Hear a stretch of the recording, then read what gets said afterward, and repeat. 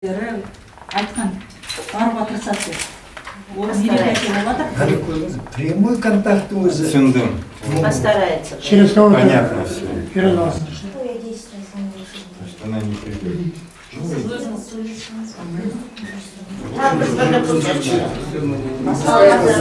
Да, ну тебя не ждем здесь. Телевидение.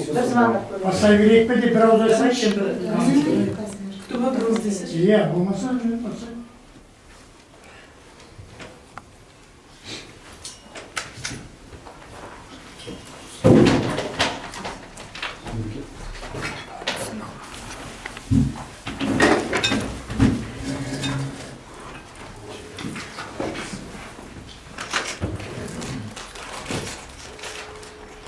На громкую связь қойсаңыз жақсы болады.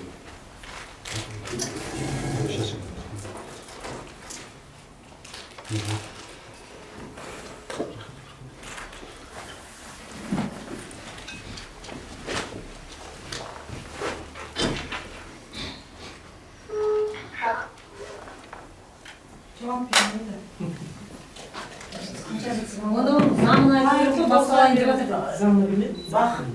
Демеуға екі айлық айту керек. берейін ба мен? Бір непосредственно контакт болған жоқ. Оның өзінде тайпасы. Мен онда микрофон күтпей бастай берейін. Армысыздар, құрметті бүгінгі брифингке жиналған қауым, өнер иелері және мәдениет қызметкерлері. Бүгінгі жиналған себебіміз мәдениет саласындағы кадрдың тұрақсыздығы, шиеленістер туралы болып отыр. Мен өзім есімім Құралай Ахметова, Әділет газеті редакторының орынбасарымын. Арыз шағым біздің редакцияға келіп түскен басында 10-нан аса қызметкерлер қол қойған. Ол жерде 10 адам, басқарманың өзінен 10 адам шығып кеткен, жұмыстан директорлар шығып кеткен, директорлардың өзі 10-нан асатын мекеме басшылары. Одан кейін біз мақалада барлық мәліметтерді бәрін қамтыдық. Содан кейін біз сіздер бірінші тарапсыздар, екінші тарап. Ханзада ханым брифинг саат қаншада екенін біледі ме? Кешке таман барып келе жатыр. Адресті біледі ме, қай жерде өтетінін сізге де жіберейін бе? Маған жібересіңізші, жібереміз. Хорошо, ол кісіге ескертіңізші, брифинг уже басталып жатыр, келетін болса бізбен сонымен күте аламыз. Біз бірінші тарапты сөйлеттік, енді екінші тарапты Ханзада Әзім Ханымқызы болатын. Ол кісіге неше күннен бері біз барғанбыз, журналистер барып, есігін қағып, жауап алмай кеткен. Одан кейін хат жазғанбыз. Бүгін 9-нан бастап ескертіп жатырмыз, брифинг өтетінін. Қайта айтылды.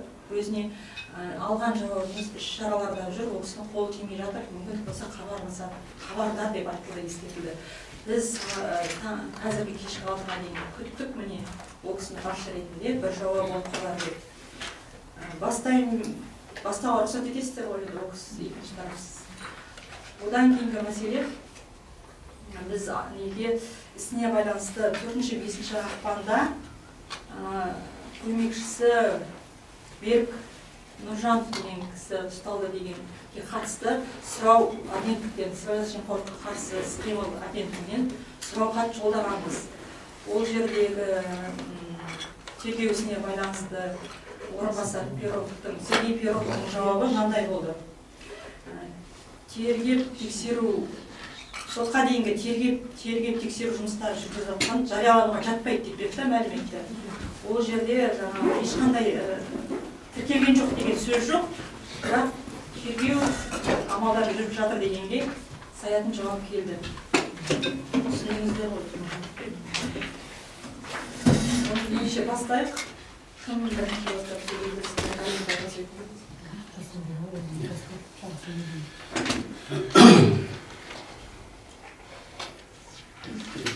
Құрметті әріптестер, құрметті Шымкент қаласының тұрғындары, мәдениет сала, өнер саласының жанашырлары, бүгінгі осы айтып өткендей 20 шақты үлкен азаматтардың көтеріп отырған мәселесі ешкімге бейжай қарай алмайтындығын білдіріп отыр.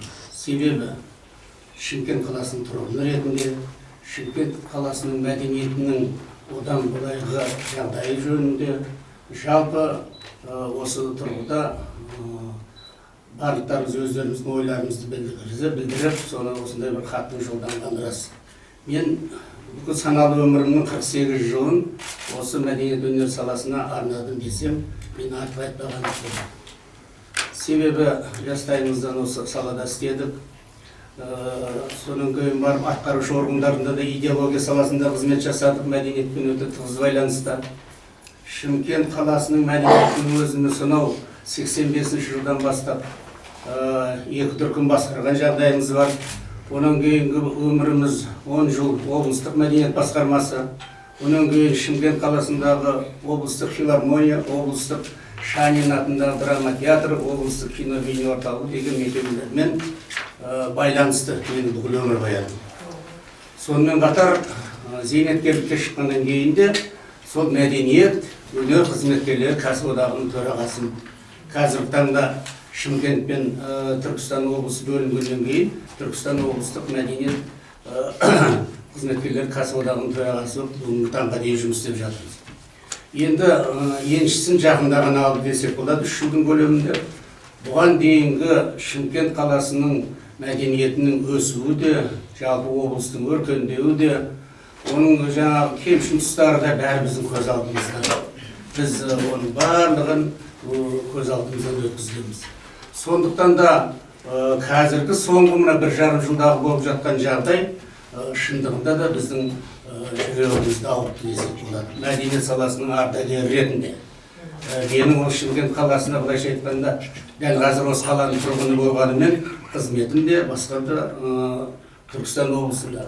Но бірақ мәдениет саласының ардагері ретінде өміріміздің бәрін саналы өмірімізді осы салаға арнағандықтан әрбір қызметкердің, әрбір мәдениет мекемесінің жаңағы жетістіктерін күнделікті бағалап отыратын жағдайымыз бар. Қарап, себебі Фейсбуктан жаңағы әлеуметтік желіден болсын, жеткен жетістіктеріне қуанып, жасап жатқан іс-шараларына кішкене іштей қуанып, қолдау танытып, сол басшылардың еңбегін көріп, осының бәріне себебі олардың барлығы біздің сол мәдениет саласының қызметкерлері.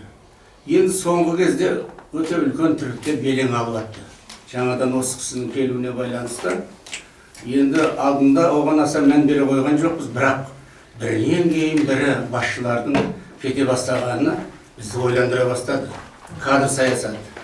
Себебі пәленбай жылын бүкіл саналы өмірін мәдениетке өнерге арнаған кісілердің зейнеткерлікке 1 жыл қалғанда, 1,5 жыл қалғанда жұмыстарынан өз еркімен босап кетуі, болмаса жаңағыдай енді барлық жерде арыздың бәрі өз еркімен деп жазылған ғой, бірақ енді осының ар жағында үлкен тірлік жатқан сияқты. Сонан кейін енді аппараттың өзінде қызметінде 1,5 жылдың ішінде 2-3 қайтара қызметкерлердің ауысқандығы мысалы. Себебі бұның барлығы да қаншама мәдениет басқармасының орынбасарларының ауысқаны мысалы. Осының барлығы да қарап отырсаңыз 1,5 жылға көп сияқты өте. Біз өзіміздің потенциалымызды, мәдениет саласының қызметкерлерінің мүмкіндіктерін біз білетін адамдарымыз ғой деймін да. Неужели олардың барлығы осы кісі келгенде барлығы өздерінің жұмыстарын атқаруға шамалары келмей, солардың талаптарына деңгейі жетпей сөйткен азаматтар деп тағы да ойладым. Оның ішінде облыстың мәдениетін басқарған адамдар да бар. Оның ішінде талай жыл басшылық қызметтерде жұмыс істеген азаматтар бар, өмірін соған арнаған. Оның ішінде талай шәкірттерді, республикаға белгілі дарынды жастарды тәрбиелеп осы жерден өсірген азаматтар бар. Олардың бәрі өзінің жұмысына сай емес дегендігі сәл бізді ойландырды. Одан кейін іштей қынжылып жүрдік, ешкім бізбен кеңесіп бір шақырып жатқан жағдайы жоқ. Бұрындары мысалы облыстық мәдениеттің басшылары бір мерекелер, үлкен салтанатты іс-шараларға мәдениет саласына шыққан зейнеткерлердің бәрі шақырып, құрметтеп, қатысыңыздар, көріңіздер деген бір ұсыныстар болушы еді. Ол деген құдай аманат жоқ. Оның қош біз өзімізге онсыз да біз шақырудан кенде емеспіз, түрлі шараларда боламыз да бәрінде де. Бірақ бір күні әлеуметтік желіден өткен жылғы Наурыз мерекесі өткен кезде Несопина деген бір журналист қызды мен таныдым. Отырар телевидениесінде жастайынан келгеннен білетінім, сол кісінің статьясын оқып қалдым жаңағы жерде. Қарап отырдым да жаңа Наурызға осыншама қаржылар жұмсалды, осыншама нәрселер кетті. Әрбір іс-шараға жаңағы 30 миллион, 20 миллион договорлар жаңағыдай үнемгөлін барып жалпы Наурызға 560 миллион ба сондай қаржы кетті деп жазыпты. Содан кейін ойландым, мынау не деген керемет уақыт мынау. Осы уақыттарда жұмыс істеу керек екен ғой, мәдениетті өркендету үшін, өсіру үшін, оның жаңағы керек жарағының бәрін толықтыру үшін, материалдық базасын күшейту үшін керемет уақытпен не деген қаржылар бір ғана шараға соншама жаңағы қаржы бөлініпті деп қарап отырдым. Бірақ бір ғана жаңағыдай осыдан 3-4 жыл бұрын-ақ іс-шара өткен кездерде ондай қаржы бөлінбейтін. Бір спектакльге 70 миллион деді, аңтан қалдым. Бір неге жаңағыдай 30 миллион бір байқауды өткізуге. Бір жаңағы іс-шараны өткізуге Музарттың концертіне 30 миллион дейді. Бұның бәрі қалай? Музарт келіп жүрді ғой. Билеті сатылған, бәрі яған. Қалайша соның көйін барлық жасалған келісім шарттар бір көзден деген нәрсені оқып қалдым. Сосын шындығында да ойланып қалдым. Не деген батпан бұйрық деп айтқан рас. Соны артынша мен өзі бұндай нәрсеге ешқандай нем жоқ. Өмір баянымды мен керемет білесіздер барлықтарыңыздар. Артымыздан бір әңгіме ерген адам емеспіз. Бірақ жаңағы кабинетіме кіріп қалдым, звонок түсті телевидениеден. Саламатсыз ба аға, осындай сіз қайдасыз, Дендропарктасыз ба деді. Жоқ, Дендропаркта емес, мен кабинетіме кіріп жатырмын дедім. Онда қазір келеміз деді. Мен таңертең бір 2 сағат Дендропаркта жүретін жағдайым бар еді. Біреулер айтқан болды ғой, сөйді жүреді ол кісі кештеу барады. Содан келдім, бірден тосынан амандасқаннан кейінгі бірінші сұрақ. Ол аға, сіз енді мәдениет саласында көп жыл істедіңіз ғой, Шымкентте мәдениет жоқ дегенге қалай қарайсыз деді. Сосын мен ол сұрақтарға даяр емеспін. Айттым, ол кім айтыпты ол сұрақты дедім, айтпады. Мәдениет жоқ деп жатыр ғой Шымкентте дедім. Қалайша мәдениет жоқ? Шымкентте мәдениет деген әбден қалыптасқан, мүмкін бір жерлерден сәл төмендеу шығар. Бірақ дедім, мен айтпас ем ондай мәдениет жоқ дедім. Мен себебі көз алдымызда істеді ғой, біз енді бүкіл істелінген жұмыстың бәрін бір күнде сыпырып тастап мәдениет жоқ деп кім айтқан екен дедім. Сөйтіп оны кейін біле жатарсыз деді, ары қарай сұрақ. Мен уже кішкене эмоцияға берілдім айтым. Бірінші Шымкент қаласында оңтүстік Қазақстан емес, тек қана Қазақстан мен Орта Азияда мәдениет институты ашылды дедім. Ол мәдениет институтының түлектерінің барлығы дедім белгілі сондай композитор Ескендір Хасанғалиевтен бастап, Мақпал Жүнісова бар, жаңағы белгілі әншілеріміз, жаңағы о кезде бүкіл одақтық Нағимес Қалиевалар солар бітірген оны дедім. Соның көйін бар, ал енді біздің облысымызда мәдениет жоқ деп айтуға болмайды. Қазақ эстрадасының деді, мен сізге санап берейін, 70-80% Шымкенттің осы оңтүстіктің азаматтары деді. Олардың бәрі осы жерден өскен деді. Гүлнара Секімбаева біздің облыстық филармонияның әншісі болған деді. Қазақстан еңбек сіңірген осы сияқты дедім. Қай-қайсысын болса да мен атап бере аламын дедім. Сағаттап сіздерге деп біраз азаматтардың атын атадым. Дұрыс аға деді, осылай, бірақ енді деді, ал енді Шымкентте қалай мәдениет жоқ дедім. Давайте соңғы жылда алайық, мен бергі Мырзахметовтың тұсына қалайық дедім, әкімнің дедім. Мәдениет өсіп жатыр, өркендеп жатыр. Материалдық базасы Шымкент қаласының қазір Қазақстандағы қандай да болмасын облыстың орталығымен салыстырғанда көшілгені. Қандай ғимараттар тұрғызылды, мәдениетке жағдай жасалынып жатыр. Ғимараттары бар, материалдық базасына қолдау көрсетіліп жатыр. Ал енді дедім, сондықтан мен олай деп аузым бармайды дедім. Мүмкін кемшіліктер болса, бар шығар, кемшіліксіз дүние жоқ, жұмыс жоқ. Ал енді бірақ жаңағыдай кесіп айтуға болмайды дедім. Сөйтіп, осындай тұрғыда әңгіме сұхбат болды. Оның көп нәрселерін кейін оны жариялағанда кесіп тастапты, жаңағыда айтқан. Ең соңындағы өзім байқадымда, оның маған несіне не қылдым, жаңағылардың қаржыларды айттым басылады. Бір ғана спектакль шығару үшін Игорь Владимирович отыр осында. Мен Төле бидің 350 жылдығына спектакль қойыңыз деді, сонда Асқар Исабекович айтты. Бір тәуірлеу болсын спектакль, республикалық деңгейде болатын нәрсе ғой.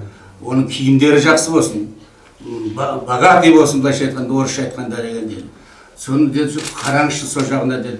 Оған қаражат керек Асеке дедім. Қанша керек деді. Мен айттым, ең кемінде бір 3 миллион ақша керек. Соны берсеңіз, жетеді, ар жағын бәрін жөндейміз деді. Сөйтіп, қасындағы бас орынбасарына тапсырма беріп, 3 миллион ақша беріңіздер мыналарға деді.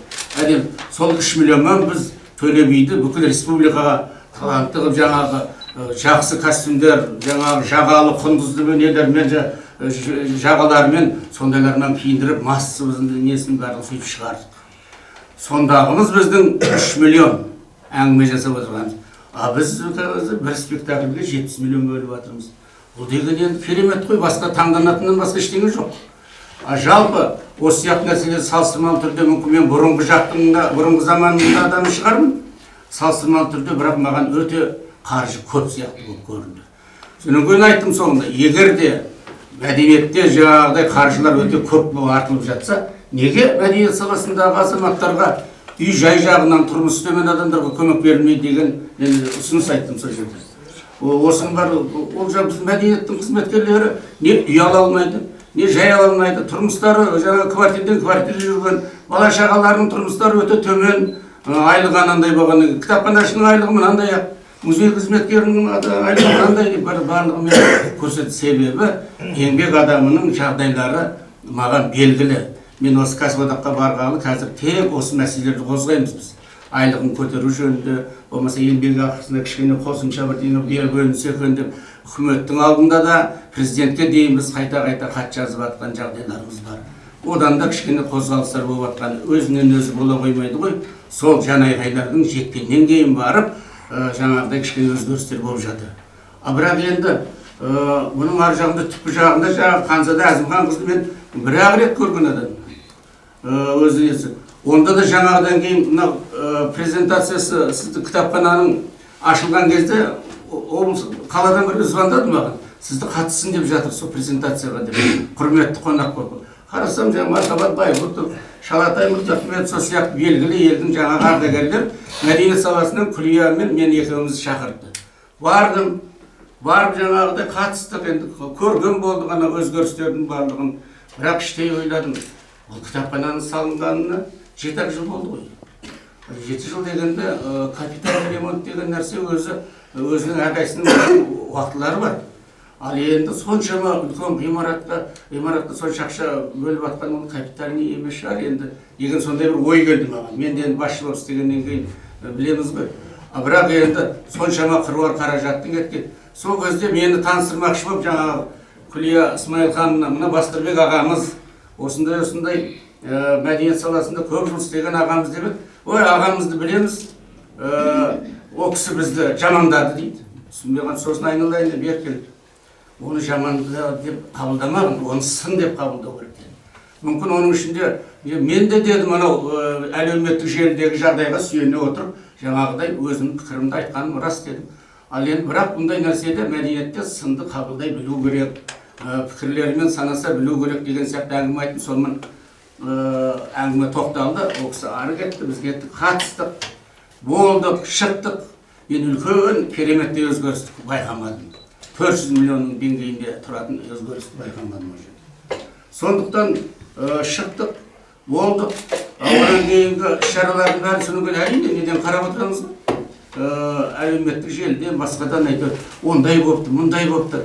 Ана бір орынбасары ұсталыпты, ана бухгалтерлер ұсталыпты, қамалыпты деген. Бұндай әңгіме мәдениеттің саласында, өнердің саласында болған емес.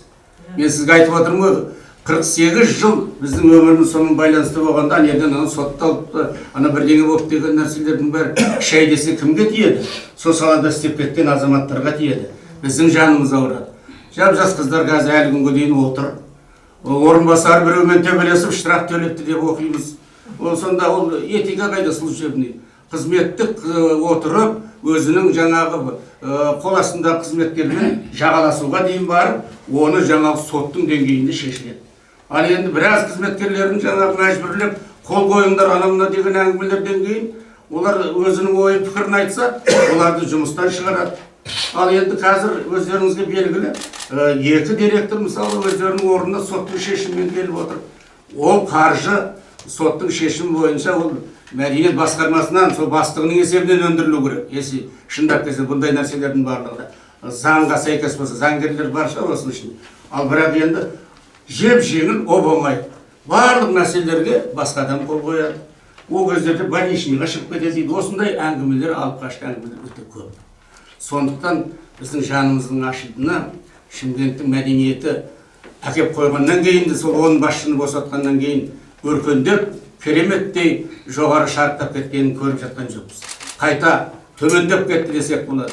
Қайта быт-шытын шығар десек болады осы мәдениеттің. Сондықтан ол мәдениетті, мегаполистің мәдениетін жан-жақты, мәдениетті жаны ауыратын, осы елге қызмет жасайтын сондай азаматтардың басқарғаны дұрыс қой деп ойлаймын мен өзімен. Оны ол кадр таңдау басқа мәселелерім бар, ол менің ойымдағы нәрсе емес. А жалпы командамен келу, қасында бір екі-үш нөкерлері бар дейді, ең айтатын жаңағы совет беретіндер сол кісілер. Олар не? Оңтүстік өңірін, осы Шымкент қаласын зерттеген адамдар ма? Олар кеше келген адамдар ғой. Шымкентті қалай біледі? Иә, шеттен келген адамдар ғой. Бүкіл шігесін неге осында отырған көптеген жылдар бойы қызмет істеп жатқан адамдармен ақылдасып кеңеспеске, облыстың, мен қаланың мәдениеттің басшыларын, мәдениет саласын әкім жинақты дегенді естіген жоқпын. Бір кеңесіп, ақылдасып, осындай болады деп, жалпы идеология, рухани салатын адамдармен қай жерге барсаңыздар да әкімдер солармен кездеседі. Қандай сіздердің ойларыңыз бар, қандай жағдайларыңыз. Ол кездеспек түгіл ешкімді шақырмайды ғой. Бірде-бір шарасында осында отырғандардың қайсысы соған қатысы бар? Бірде-бір шарасында қатысы. Осы шараны кімге ұйымдастырып жатыр? Өздерінің қызметкерлеріне ме? Сондықтан осындай нәрселердің барлығы орын алып жатқанына жүректі ауыртатыны рас.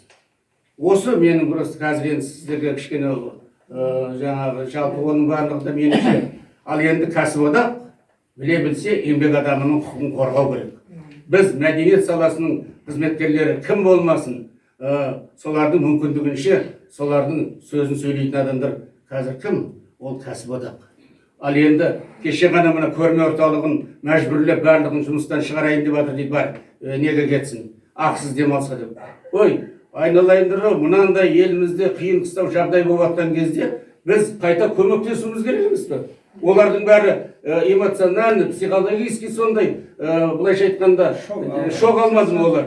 Ал енді біз оларға еще жұмыссыз, ақсыз жаңағы жұмыстан кетсін дейміз. Ондай жағдай болмайды. Адами тұрғыдан қарасаң да, адами жаңағы жүрегіңмен сезінсең де, азамат ретінде ондайға бармау керек қой. Батырғазы Серғазиев деген азаматтың әйелі қайтыс болып жатыр. Шыдауға болады ғой. Өмірінің бәрін мемлекеттік қызметке берген адам ғой. Неге оны сондай жағдайда оны қызметтен босатып жібереді? Неге жаңын ашмайды? Олардың бәрімен бізде қызметтес болғанбыз, әріптес болған адамдармыз. Мүмкін бір жерінде не шығар еді жаңағы. Ал енді әкеп қойған кадрларының бәріне өркендетіп жатыр ма сол жұмыста? Қирап жатыр, мен естимін қазір. Бірінші этажының бәрі жаңағы музейдің бірінші этаж полностью қиратып кеткен. Не шығар еді жаңағы. Ал енді әкеп қойған кадрларының бәріне өркендетіп жатыр ма сол жұмыста? Қирап жатыр, мен естимін қазір. Бірінші этажының бәрі жаңағы музейдің бірінші этаж полностью қиратып кеткен, бір фирма бір көзден ұтып алды дейді. Қай бір күн айқай-шу болған кезде бәрі тастап қашып кеткен. Ал сондағысы не енді? Кім істейді ана жұмысты? Арғыдай. Міне осындай нәжа бұрын мәдениеттің кураторлары дейтін облыс әкімінің орынбасарлары идеология жөнінде күнде болмаса да 2-3 күнде аптасына бір рет сұрап тұратын. Бәрінің жағдайын білетін. Іс-шарасына барып қатысатын. Жаңағы былайша айтқанда сол қызметкеріне дейін белді. Мықты әртісіне дейін аты жөніне дейін білетін. Ал қазір ондай нені мен байқамаймын. Ондай жаңағы қарым-қатынасты мәдениетке деген көзқарасты мен байқап отырған жоқ. Осы менің айтайын деймін. Рахмет. Вербицкий Игорь Владимирович, директор Русского драматического театра города Шымкент. Вот уже 42 года работаю в культуре области Южно-Казахстанской, сейчас города Шымкента. И признаюсь вам честно, за всю мою многолетнюю службу культуре нашего города, нашей области, такого еще не было. Такого непрофессионализма, такого дилетантства и такой наглости, с которой сейчас начальник, не побоюсь этого слова, начальник управления культуры города творит безобразие в нашем городе с культурой. Сейчас можно перечислять очень много всяких нарушений, которые она делала. В частности, вот, что касается русского театра. Как только она пришла в управление культуры на должность начальника, сразу же вызвала директоров, ну, я про себя говорю, и сразу сказала, давайте переходите на аутсорсинг. То есть вы должны заключить договор с клининговой компанией, которая вас будет обслуживать. Я говорю, а тех работников, которые у нас работают, нужно что с ними делать? Увольняйте. И это в пандемию. Это когда надо заботиться о людях, надо беречь человеческий капитал. Она говорит, увольняйте. Мы сделали расчет, аналитический расчет. Взяли вот несколько клининговых компаний и посмотрели. Значит, если мы платим своим 750 тысяч в год, то клининговой компании мы минимум должны платить 1 500 000 или 2 миллиона. Я говорю, ну это же невыгодно театру. Откуда нам? Вот нам выделили 750, мы укладываемся в эту сумму. Откуда мне 750 остальные брать, чтобы доплачивать этой клининговой компании? Из доходов. Я тогда задаю вполне уместный вопрос. Скажите, а зачем мне на какую-то тетю работать? Зачем мне заработанные деньги, которые я могу потратить на благоустройство театра, на приобретение каких-то технических, каких-то, ну, просто материальную базу могу пополнить в театре, я должен урывать из бюджета театра заработанные деньги и отдавать какой-то клининговой компании.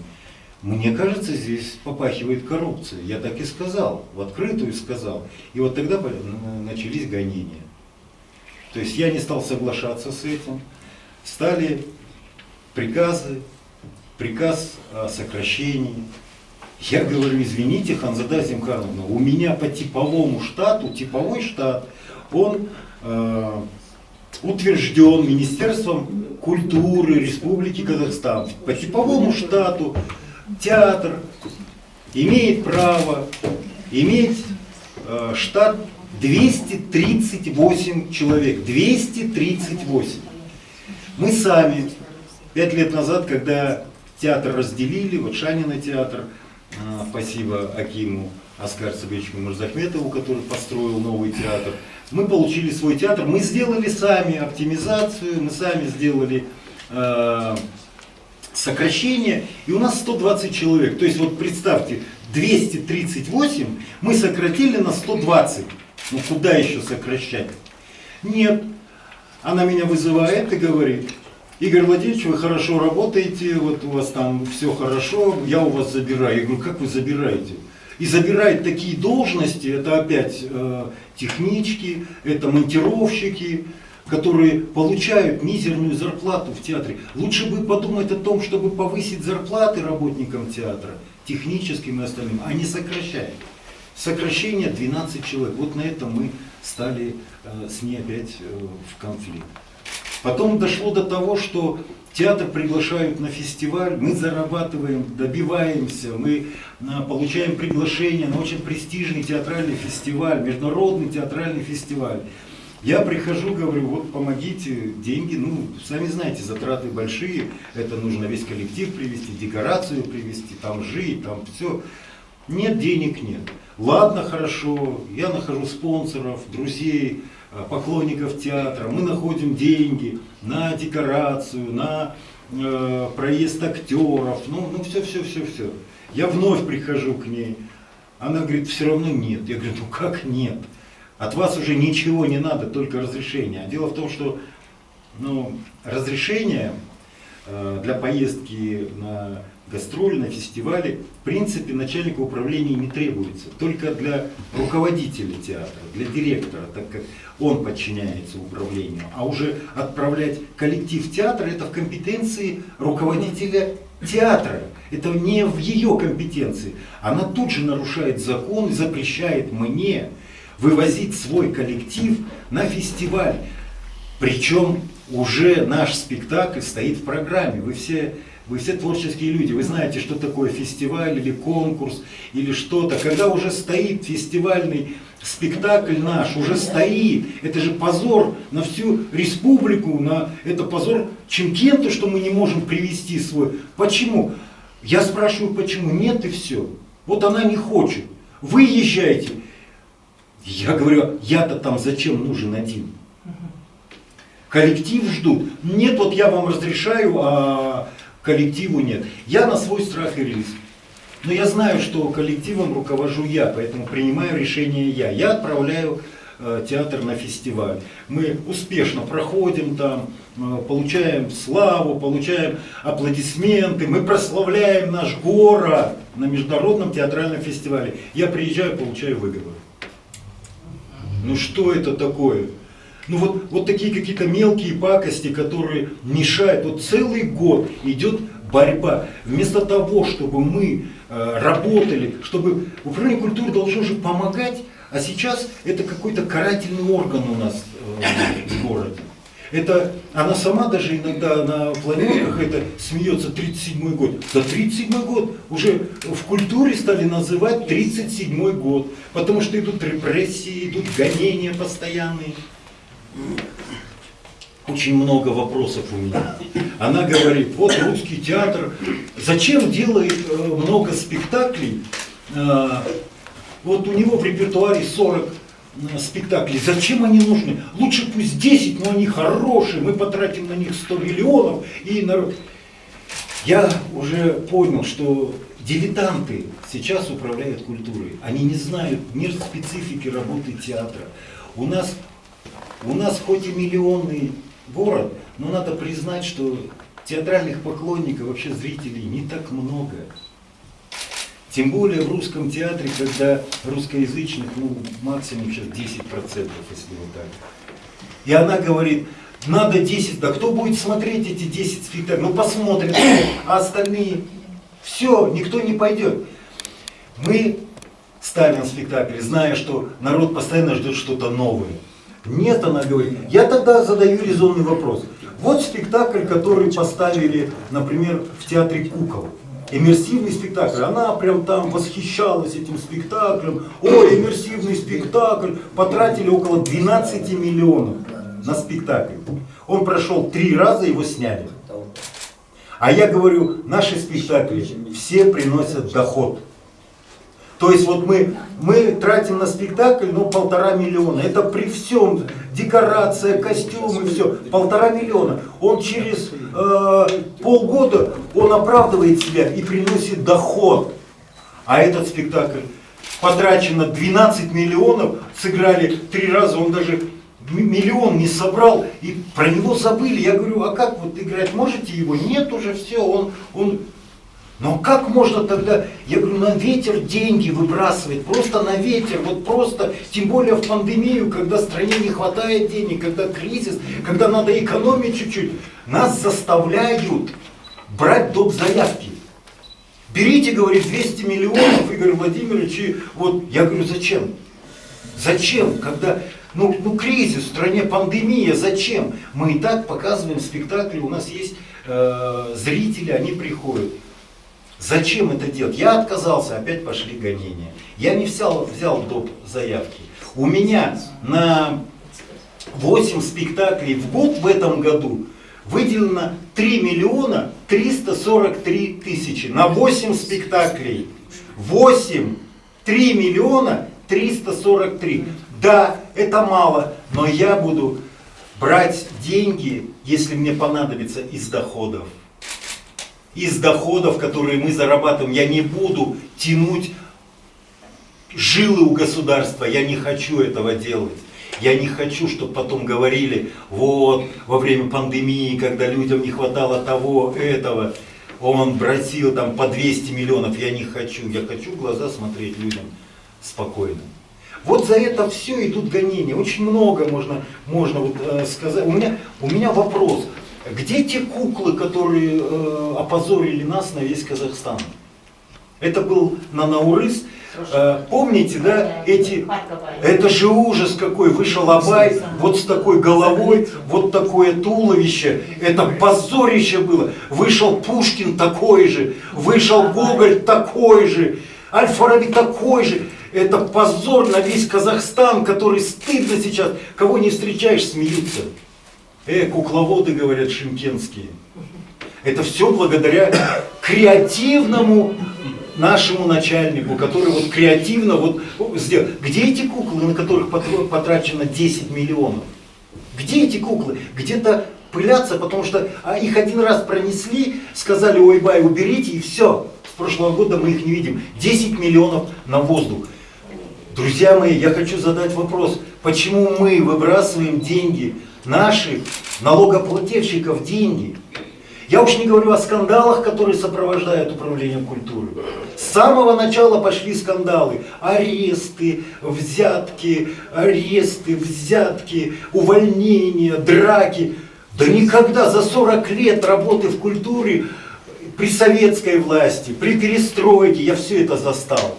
При вот руководителях наших сидят здесь, вот Оскар Алихан, Бастарбек Приметов, которые руководили, и я тоже работал с ними, они были моими руководителями. Были разные разногласия, я согласен, были, но мы всегда находили общий язык, и никогда не было такого наглого давления, такого вот, я не знаю, неуважения, такого пренебрежения. Такое ощущение, как будто до прихода Ханзады Азимхановны у нас в городе культуры не было. Да была культура. И причем мы это делали за минимальную сумму. Мы такие мероприятия проводили. Мы встречали глав государств. Здесь проходили встреча 3 глав государств. Киргизстана, Узбекистана, Казахстана. Здесь у нас, при вас, Бастарбек Предметович, при вас, Басике, это мы делали. За копейки это все. Сейчас, во время пандемии, по 20, по 30, по 60 миллионов тратится. А мы ничего не видим. Ничего не происходит. Что-то там где-то. Причем, я вам скажу, это силами театров делается, музеев делается и библиотек. Нашими силами это делается, а потом отмываются такие миллионы. В смысле, выделяются деньги, а используются админресурсы? Конечно, конечно. Вот мы сейчас стали заглядывать документы. Помните, этноаул мы перевозили с ипподрома на вот цитадель. Там миллионы, оказывается, за это. Заложены миллионы. А что было? Каждый театр свою юрту разбирал, демонтировал и перевозил на цитадель, красил, все за счет театров было, библиотек и музеев. Никто ни копейки ничего не получил. И так целый год какое-то мероприятие идет, миллионы туда уходят, ни копейки ничего не платится, ни актерам, никому. Ну ладно, бог с ним, для города мы стараемся, но почему тогда другие люди получают в карман, я не знаю, куда эти деньги деваются, миллионы. Но мы же тоже не слепые, мы же тоже не дети, мы же тоже понимаем все это. Ну неужели нас за таких вот держать, ну совсем уже глупцов таких вот, которые ничего не понимают и ничего не видят. Уже говорили здесь, полмиллиарда ушло на Наурыз. Мы не увидели этого Наурыза, я вам скажу. Не было этого полмиллиарда. Куда эти деньги уходят? Очень много вопросов. Жалко, что нет здесь Ханзады Азимхановны, потому что я хотел это говорить вот в лицо. Хотя это говорю давно уже, и это кое-кому не нравится. Каковы ваши требования сейчас? Я думаю, что надо компетентным органам, во-первых, компетентным органам взяться за это все и расследовать это все. Потому что это все попахивает коррупцией, огромнейшей коррупцией. Я не очень силен, но вот сейчас когда стал директором, я творческий человек. Вы знаете меня, я и актер, и режиссер, и худрук. И я, вы знаете, я лет 20, наверное, сам проводил эти мероприятия городские, областные, как режиссер, как ведущий. Я знаю изнутри это все, как это делается. Буквально последнее, вот что я могу сказать. Открытие памятнику Жумату Шанина при театре. Я смотрю на Открытие только памятника, там что-то 20 миллионов, что ли, ушло. Да вы представляете, а что было? Там просто станок поставили, который вынесли из театра Шанина. Станки, вы знаете, что это, они готовые, вот такие, сцена, подиум ставится, из театра Шанина вынесли, покрыли материалом, ну, купили 2 рулона и сделали 2 баннера сзади. Да это, ну, максимум 300 тысяч все это. И вот это полотно, которое памятник накрывает. Я говорю, я думаю, памятник дешевле, чем само открытие получается. Ну зачем нас за дураков считать, мы же это все видим. И Аллах тоже видит, кстати. Этого не скроешь. Очень много чего можно сказать сейчас. Требования, чтобы разобрались и чтобы приняли меры. И я думаю, что надо найти человека, который уважает деятелей культуры нашего города. Человека, руководить должен человек, который знает культуру города, знает потенциал деятелей культуры города, знает их способности, а то, не разобравшись, этого уволила, этому выговор, это кого-то привезла. А мы что? Мы здесь 20 лет, по 30 лет, по 40 лет проработали. Мы что? Ничего из себя не значим? Это и обидно, честное слово, за всех уволенных. А там очень большие имена. Абдихан Нурмагомедов, который отдал здесь свою жизнь отдал. На благо города, на благо культуры. Да и перечислять сейчас очень много. Я это сказал только вот маленькая верхушка айсберга, что я говорю. А вы делали уже обращение коллективное, может, Акиму города? Да, мы сделали обращение коллективное вплоть до президента Республики Казахстан Касым-Жомарта Тухаева. Получили ответ какой-то? Ответа пока нет. Ну вот в этой связи вот вопрос продолжили, хочется все-таки детально узнать. То, что культура Шымкента погрязла в скандалах, мы это знаем, все мы об этом пишем, мы тоже за это переживаем. И судя по тому, что есть коллективное письмо на имя президента, в том числе на имя министра культуры Абаева, то получается, что ситуация в сфере культуры уже более чем критическая. Более, да. Вот. Но вы дошли до президента. А при обращении непосредственно к руководству города, к человеку, который курирует сферу идеологии, культуры, здравоохранения, первому заместителю Шымкыс Мукану, какие-то от них были посылы, реакция какая-то на то, что происходит? Там идет полная поддержка Шынгыза Мухана, нашему начальнику культуры. То есть полная. Там просто на наши заявления внимание не обращается. Было вот случай был с Кормезалом был случай, когда вот эти январские события, Корме погорел. А что делает руководитель наш культуры? Она говорит, давайте всех отправим без содержания. Вот просто коллектив же не виноват в этих событиях, почему он должен лишаться работы? И вообще в таких ЧП случаях так не делается. Это что за беззаконие и бесправие? Написали в профсоюз отправил, спустил сюда, и все это на замокиме по идеологии успокоилось. Рассмотр, я дополню, рассмотрено трехсторонней комиссии, который другой зам курирует, как его фамилия? Исаков. Руслан, знает, да? Там все эти вопросы на таком уровне рассмотрели. Опять не пришла на наше заседание трехсторонней комиссии. И был заместитель начальника.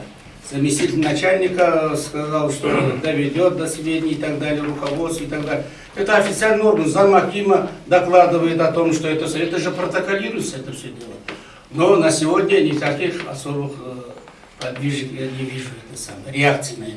А как обстоят дела вот в отношении вашего коллеги, директора библиотеки Аль-Фараби, которая была уволена, подала в суд, была восстановлена? Вот. И, соответственно, было ли исполнено решение суда по возмещению ущерба? Жауап берейін, иә? Можно қазақша? Саламатсыздар ма, құрметті артистер, зиялы қауым өкілдері, баспасөз өкілдері. Бүгін біз Шымкент қаласындағы мәдениет мәселесіне байланысты, оның ішінде мәдениет басқармасына қарасты мекемелердің басшылары, өзіміздің басымыздағы жағдайға байланысты және мәдениет саласына байланысты жағдайларды ашынып барар жер басар тау таппай осындай шешімге келіп отырмыз. Мен Жаппарқұлова Анар Абусайылқызы Әл-Фараби атындағы қалалық ғылыми әмбебап кітапханасының директорымын. 2020 жылы конкурс негізінде сол кітапханаға директор болып тағайындалдым. Тағайындалғаннан кейін Отырар кітапханасы Әл-Фараби кітапханасы болып атауы өзгерді. Кітапхананың атауы өзгергеннен кейін кітапхананың ішінің барлығын сол Әл-Фарабиға байланысты өзгертеміз, модернизация жұмыстарын жасаймыз деген мәселе көтерілді. Бұл Ханзада Әзімханқызы келгенге дейін көтеріліп жүрді, бірақ тексере келе СНИП бойынша строительный нормы и праваға байланысты зерттеу жұмыстары жүргізіліп, біздің кітапхана 2013 жылы ноябрьде пайдалануға берілген. Бұл қазіргі уақытқа дейін капитальный ремонт жасауға оның әлі жылы жетпейді. Тек текущий ремонтқа ғана біздің мүмкіндігіміз бар екен. Сондықтан да бұл мәселе біраз уақытқа тоқтап қалды.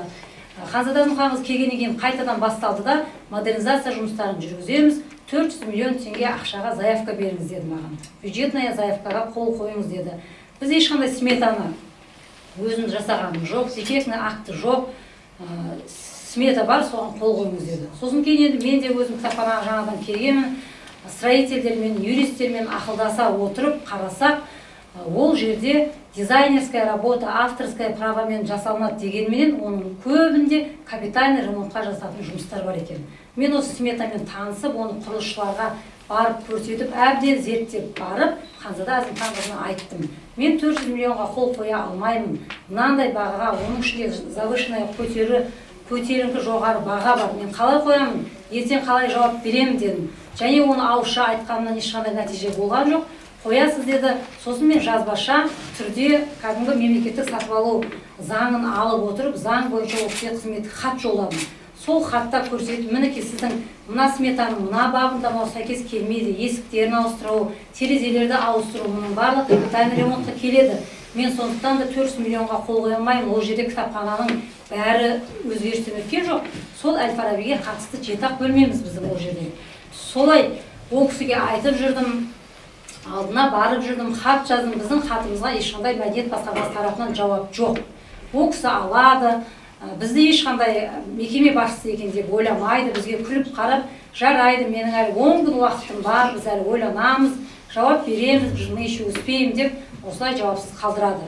Сөйтіп жүрген кезде мен қатты ауырдым. Мен дәл қазіргі уақытта да еңбекке жарамсыздық демалысында жүрмін. Дәл қазір ауырып жүрмін, ем қабылдап жүрмін, және больницаға жатуға тексеруден өтіп жүрмін. Өйткені мен өзімнің тиісті еңбек демалысымды ала алмаймын. Отпускымды маған берген жоқ.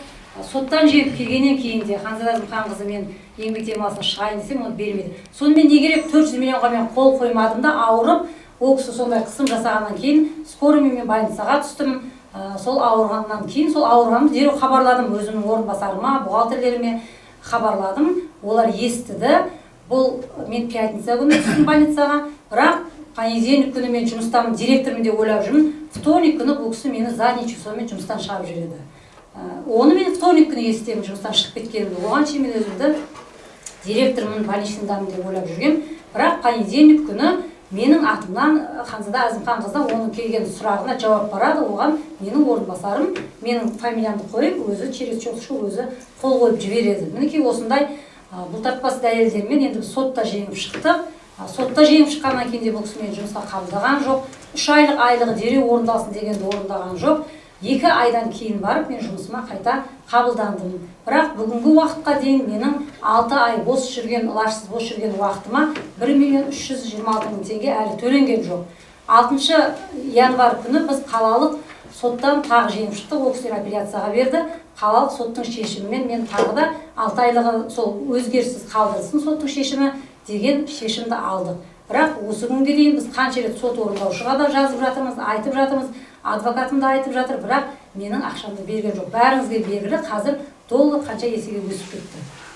Мен январь айында алуға тиісті айлығымды алғаным жоқ. Жұмысқа келгеннен кейін тағы да маған еңбек демалысын беріңіздер. 1 жыл бойы бұл сот өте ұзаққа созылды, оңай болған жоқ. Мен ауырып жүрмін, еңбек демалысын беріңіз деп жазбаша жаздым, бірақ іс-шаралардың көптігіне байланысты берілмейді деді. Мен 2021 жылға еңбек демалысында алғаным жоқ. Ханзада Әзімханқызына барып, мен ауырып жүрмін, емделуім қажет десем, онда больничныйға шығыңыз дейді.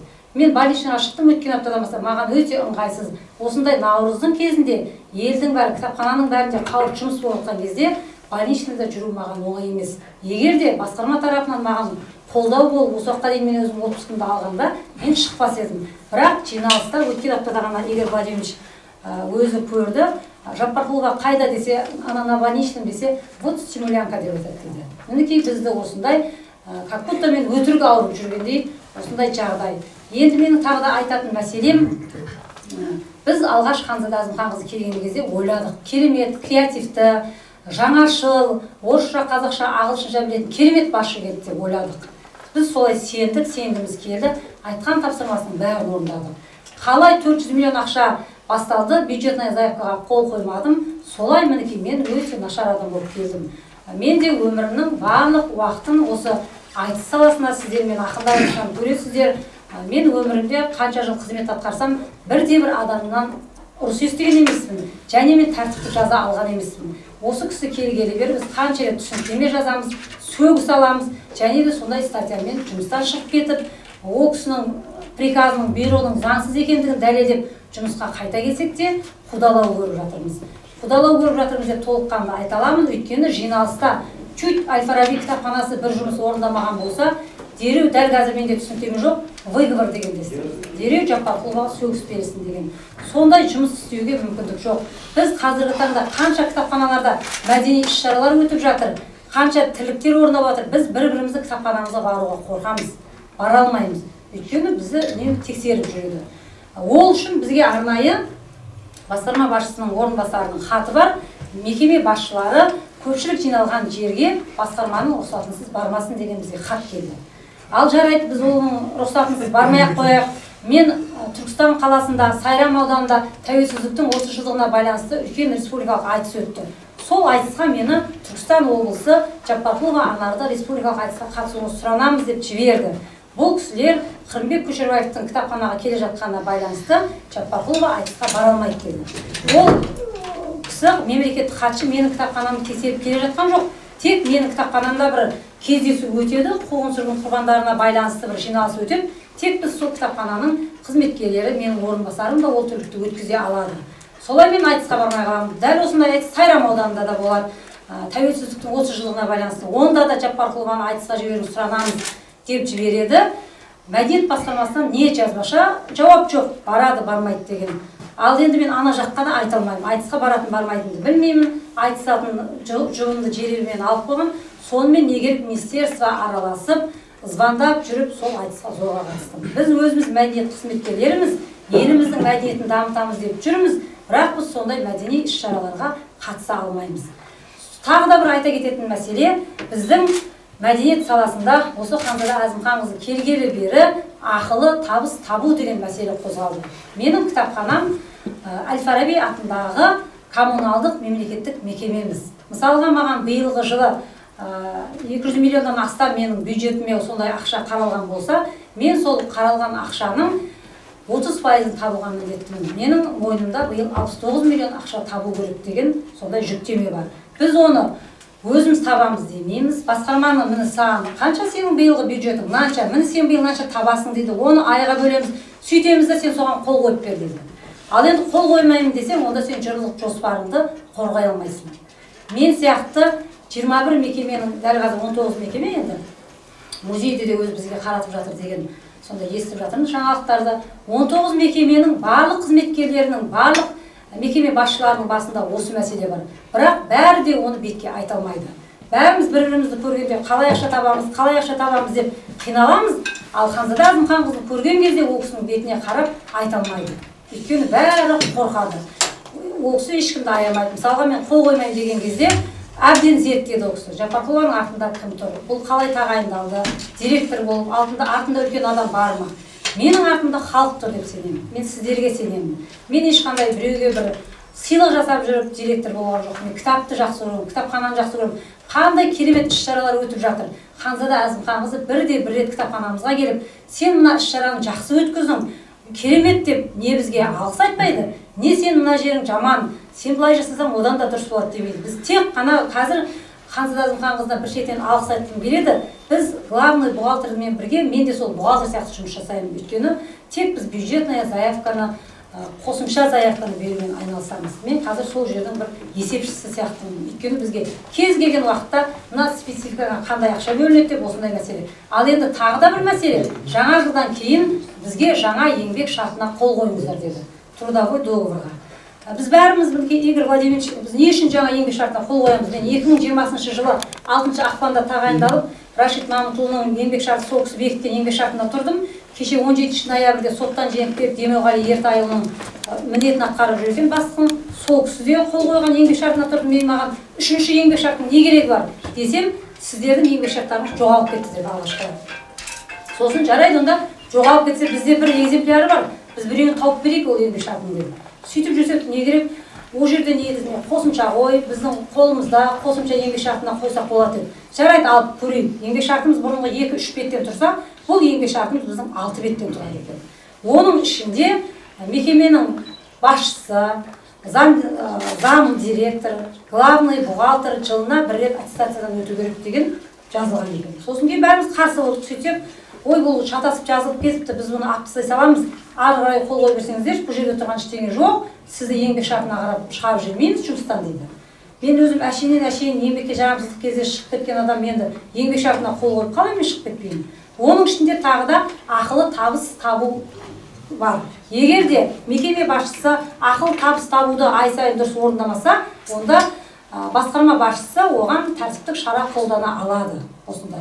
Сосын кейін біз барлық өзіміздің штаттық кестемізбенен, ішкі жұмыстарымызбенен басқарма басшысымен ақылдасып отыруымыз қажет екен. Осы мені шақырып алып, неге сен еңбек шартына қол қоймайсың деп басқарма басшысы, ұйымдастыру бөлімінің басшысы, орынбасарлары 4 адам отыр, маған түсініктеме жазыңыз дейді. Сосын мен не үшін түсініктеме жазамын? Сол еңбек шартына неге қол қоймай жатырсыз? Мен жазбаймын түсініктемені. Сіздер маған жазбаша тапсырма беріңіздер деді. Онда мен ойланайын дедім, юристпен ойланайын десем, 2 апта сізге уақыт жазып беріңіз, 2 аптадан кейін мен сізге жазбаша жауап айтамын деп жазып беріңіз. Егер сіз осы 2 аптадан кейін жауап бермесеңіз, жасырмай мен сізді сотқа беремін деді. Жарайды деп 2 аптадан кейін мен кеше ғана 11 наурыз күні неліктен ол еңбек шартына, жаңа еңбек шартына қол қоймайтындығым туралы юристпен ақылдаса отырып жазып бердім жауабымды. Сосын жақында ғана біз мынау Шымкент ескі қалада Асарға шығыңыздар деді. Асарға ол кәдімгі телефонограмма болып келді. Бұл кісінің бір өте бір үлкен тәжірибесі, тапсырманың барлығын жазбаша түрде бермейді, ауызша түрде береді. Телефонограммада Асарға шығыңыздар, сенбі жексенбі күні әрқайсымызға орын дайындап берді. Сол орында әктеп, сырлап, жұмыс істеу керекті құжаттардың, керекті заттың бәрін сыпырғы бар ма, краска бар ма, бәрін өздерің аласыңдар деді. Жарайды, қазақпыз, өзіміз сатып алайық, өзіміз қаржы шығарайық деп коллективке айтып, профсоюзбен ақылдасып, еркін түрде кім сенбі жексенбі оны шалады, кім көмектесе алады, барыңыздар деп жазылған 20 адам барсын, басшысы барсын деп. Сонымен бәрін ұйымдастырып, сенбі жексенбі күні менің кішкентай балаларым бар өзімнің отбасымда, және мен ауырып жүргенімге байланысты өзім бара алмай орынбасарымды жібердім. Орынбасарымды жіберіп барса, жаңағы бәрін жұмыс істеген, ақшамыз шығардық, краскамызды алдық. Сөйтіп бәрін жасап, Әл-Фараби кітапханасы өзіне міндеттелген жұмыстың бәрін жасап бітсе, неге Жаппарқұлова жоқ деп. Жаппарқұлова осындай ауырып жатыр, маған тапсырды, мен зам директор бармын дедім. Дүйсенбі күні таңертең сағат 9-да маған звондайды, басқарма шақырып жатыр, түсініктеме жазыңыз дейді. Не үшін түсініктеме жазамын? Кеше сіз неге келмедіңіз, Асарға келмедіңіз, соған байланысты. Мен бәрін ұйымдастырдым ғой. Барлық қызметкерлерім бір жер жасалмай қалды ма, қалтамыздан ақша шығардық десем, жоқ, сіз неге болмадыңыз, басқарманың басшысы жүргенде неге болмайсыз дейді. Ауырып қалдым десем, ауырдым деп жазып беріңіз дейді. Онда маған сіз жазбаша тапсырма беріңіз, не үшін Асарға қатыспай жатсыз, түсініктеме жазыңыз деп жазбаша тапсырма беріңіз, мен сосын кейін ары қарай тағы да ойланайын деп. Мінекей осы мәселе жалғыз менің ғана басымда емес, менің әріптестерімнің бәрінің басында бар. Біз шығармашылық адамдарымыз, біз еркін ойланып, еркін жүруіміз. Біздің қазір басқа қызметкерлер, мысалы басқа менің әріптестерімде айтады, мен мысалы түнде ұйықтай алмаймын. Түнде ұйықтай алмаймын, өйткені мен білмеймін маған қай жақтан қандай жау келіп қалатынын.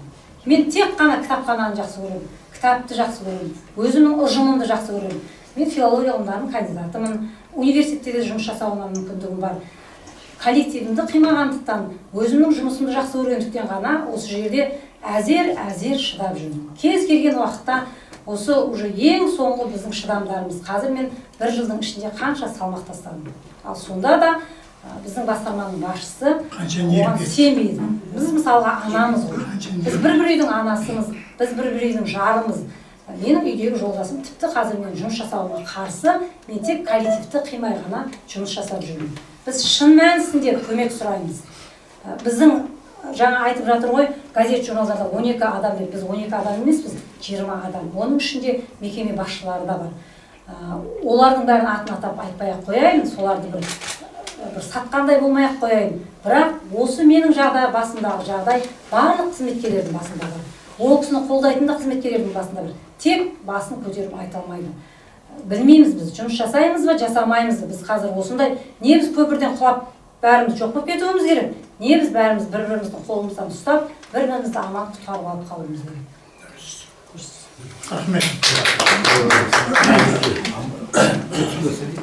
Можно 2 вопроса у меня есть?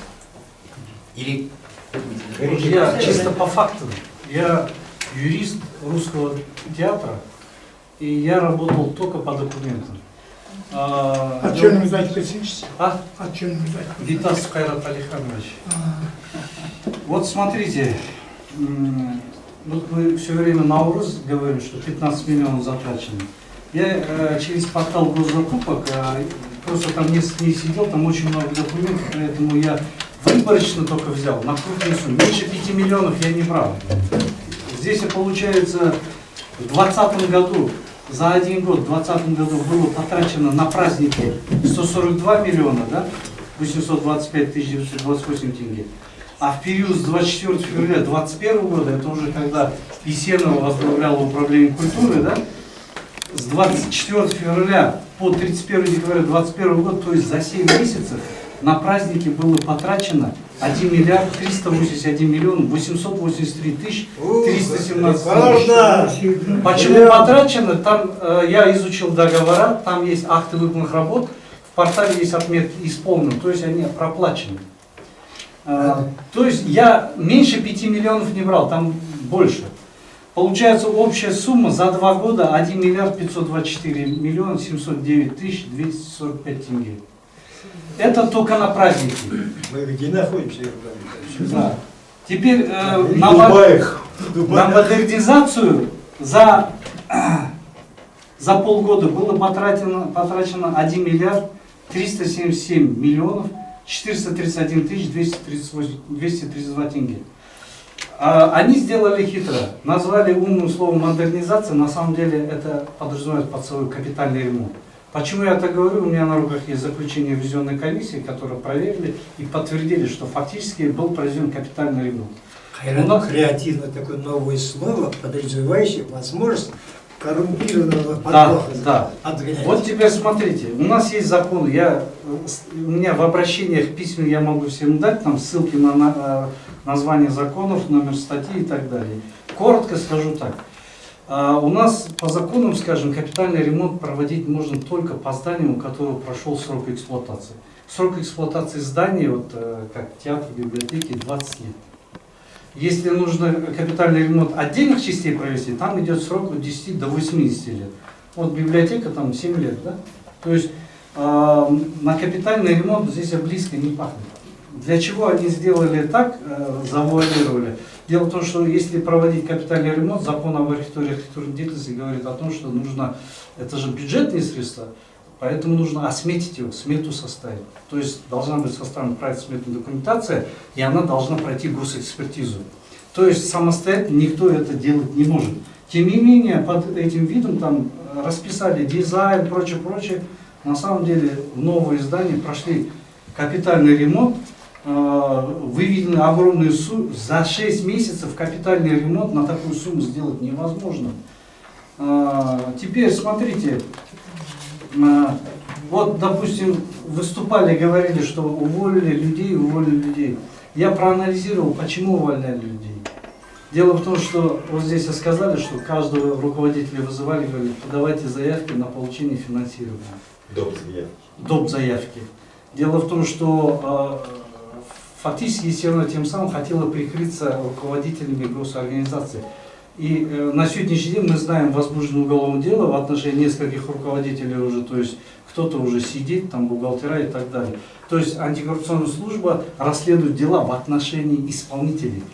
А фактически, мое мнение, я документ не ознакомился, следствие же у нас закрыто, скажем так, но мое мнение, скажем, это руководители организации здесь нести ответственность не должны. Почему? Они исполнители.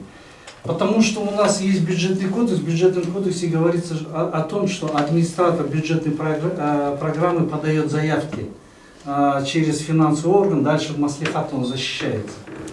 В бюджетном кодексе конкретно написано, что первый руководитель администратора бюджетной программы несет персональную ответственность за достоверность данных. Это не просто бюджетная заявка, она по форме составляется, к нему куча приложений.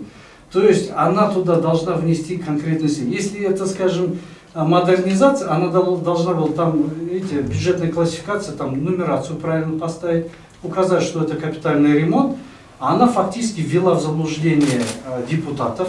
Депутаты, не проверив, взяли, проголосовали.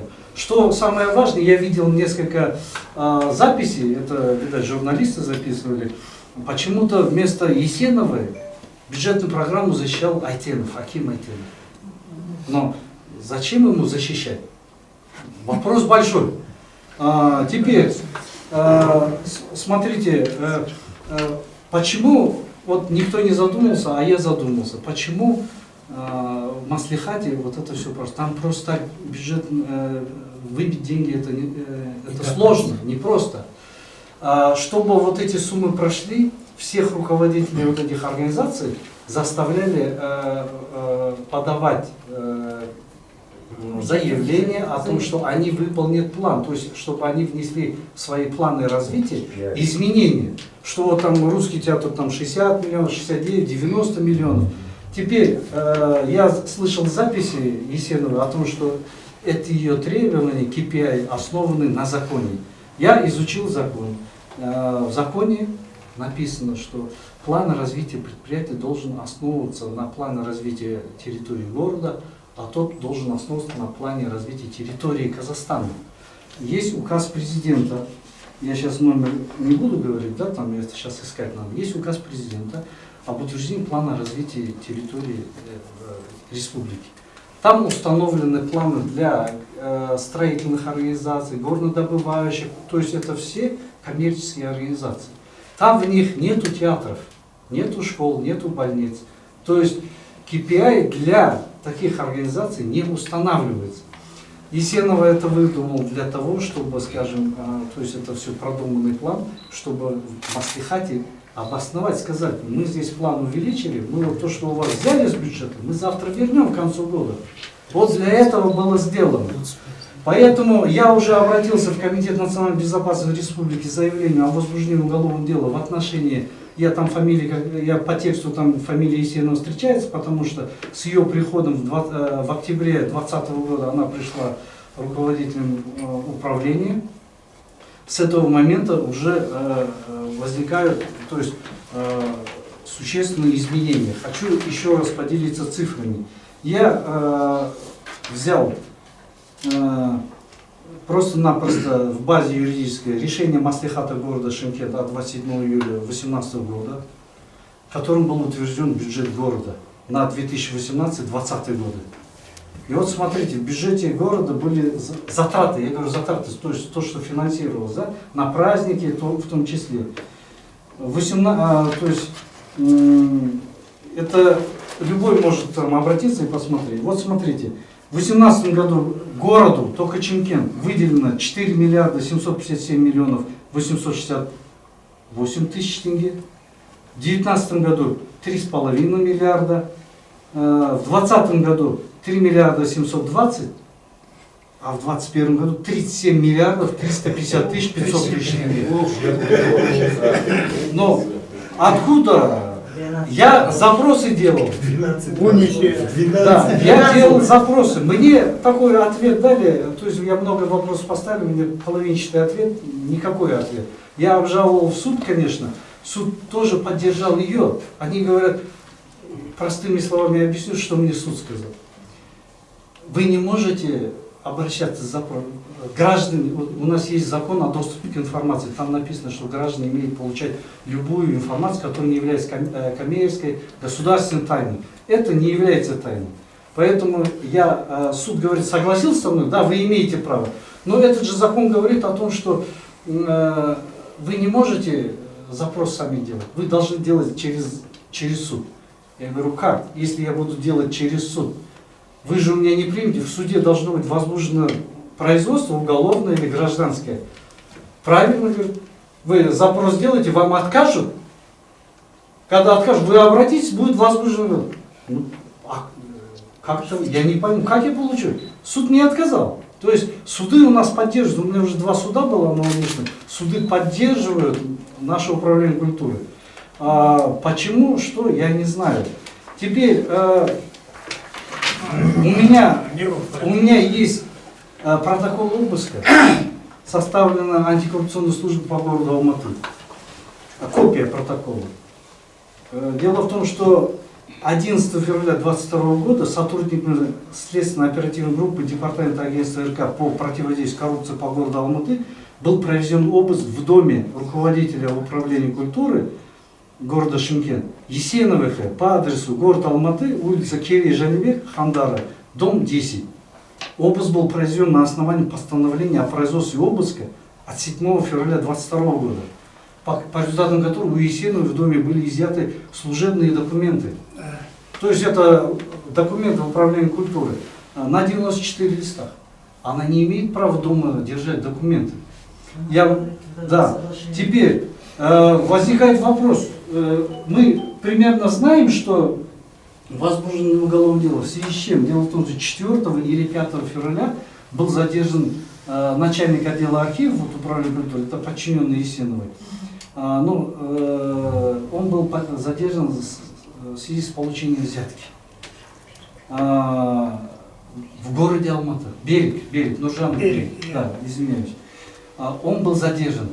И самое главное, есть информация, что по городу он передвигался на служебной машине, которая принадлежит заместителю руководителя Бахова. Получается, руководство знает, дает ему машину, он спокойно ездит, служебную машину использует, и вот там антикоррупционная служба ловит. После этого, то есть если 4-5 было произведено задержание, естественно, в тот день было возбуждено уголовное дело, по логике, правильно? У меня на руках нет уже, вот вы запрос сделали, у вас ответ нулевой, правильно? Но из-за того, обыск делается только по возбужденному уголовному делу. У меня на руках есть протокол обыска. А теперь, вот смотрите, 4-5 февраля его задержали, 7 февраля уже постановление о производстве обыска у Есеновой. Почему? Разные слухи ходят, что во время задержания она тоже в Алмате была. Мы не можем, нам следствие не даст ответа. Но тем не менее, вот этот факт, что у нее проходил обыск, уже о многом говорит. Значит, она там или подозреваемая, или еще кто-то. Зачем производить обыск, если задержали Нуржанова берега? Вопрос. Интересно? Неинтересно. Теперь, какое-то время они на работе нету, где-то 2-3 недели. То ли были задержаны, то ли под домашним арестом. Опять никто не знает. Я кое-что знаю, просто не могу озвучить, на руках документов нету. Поймите меня. Теперь, выходят на работу. Люди в шоке, все знают, что случилось. Люди в шоке. Как, что, оба человека на работе. Я, кстати, обратился в агентство по делам госслужбы с жалобой, чтобы привлекли к ответственности и Бахова, заместителя, и Есенову, и Нуржана Бери. За что? Они же прогуляли, прогул 3 и более часов, это прогул. Как они объяснят теперь отсутствие на работу? Сейчас агентство госслужбы они должны дать ответ, что они были задержаны, у них есть уважительные причины, или нет.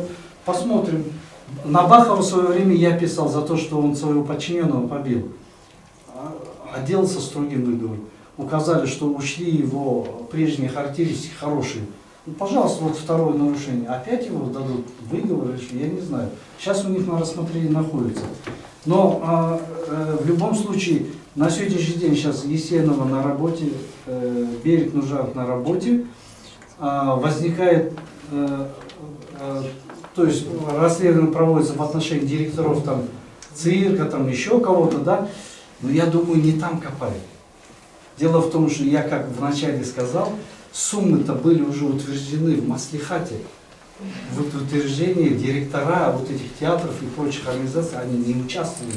Защищала Есенова. Предпосылки уже туда, тогда Там еще нужно заложено. искать. Поэтому я заявление написал таким образом, чтобы возбуждали в отношении них.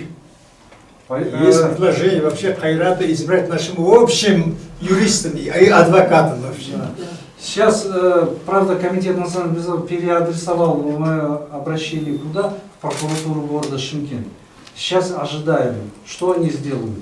Мне кажется, просто они могут перебросить по тому возбужденному уголовному делу, но всегда легче, скажем, взять за жабры директора, который подписывает акты и договора, да, но он уже вынужден был подписать этот договор, который уже спущен сверху.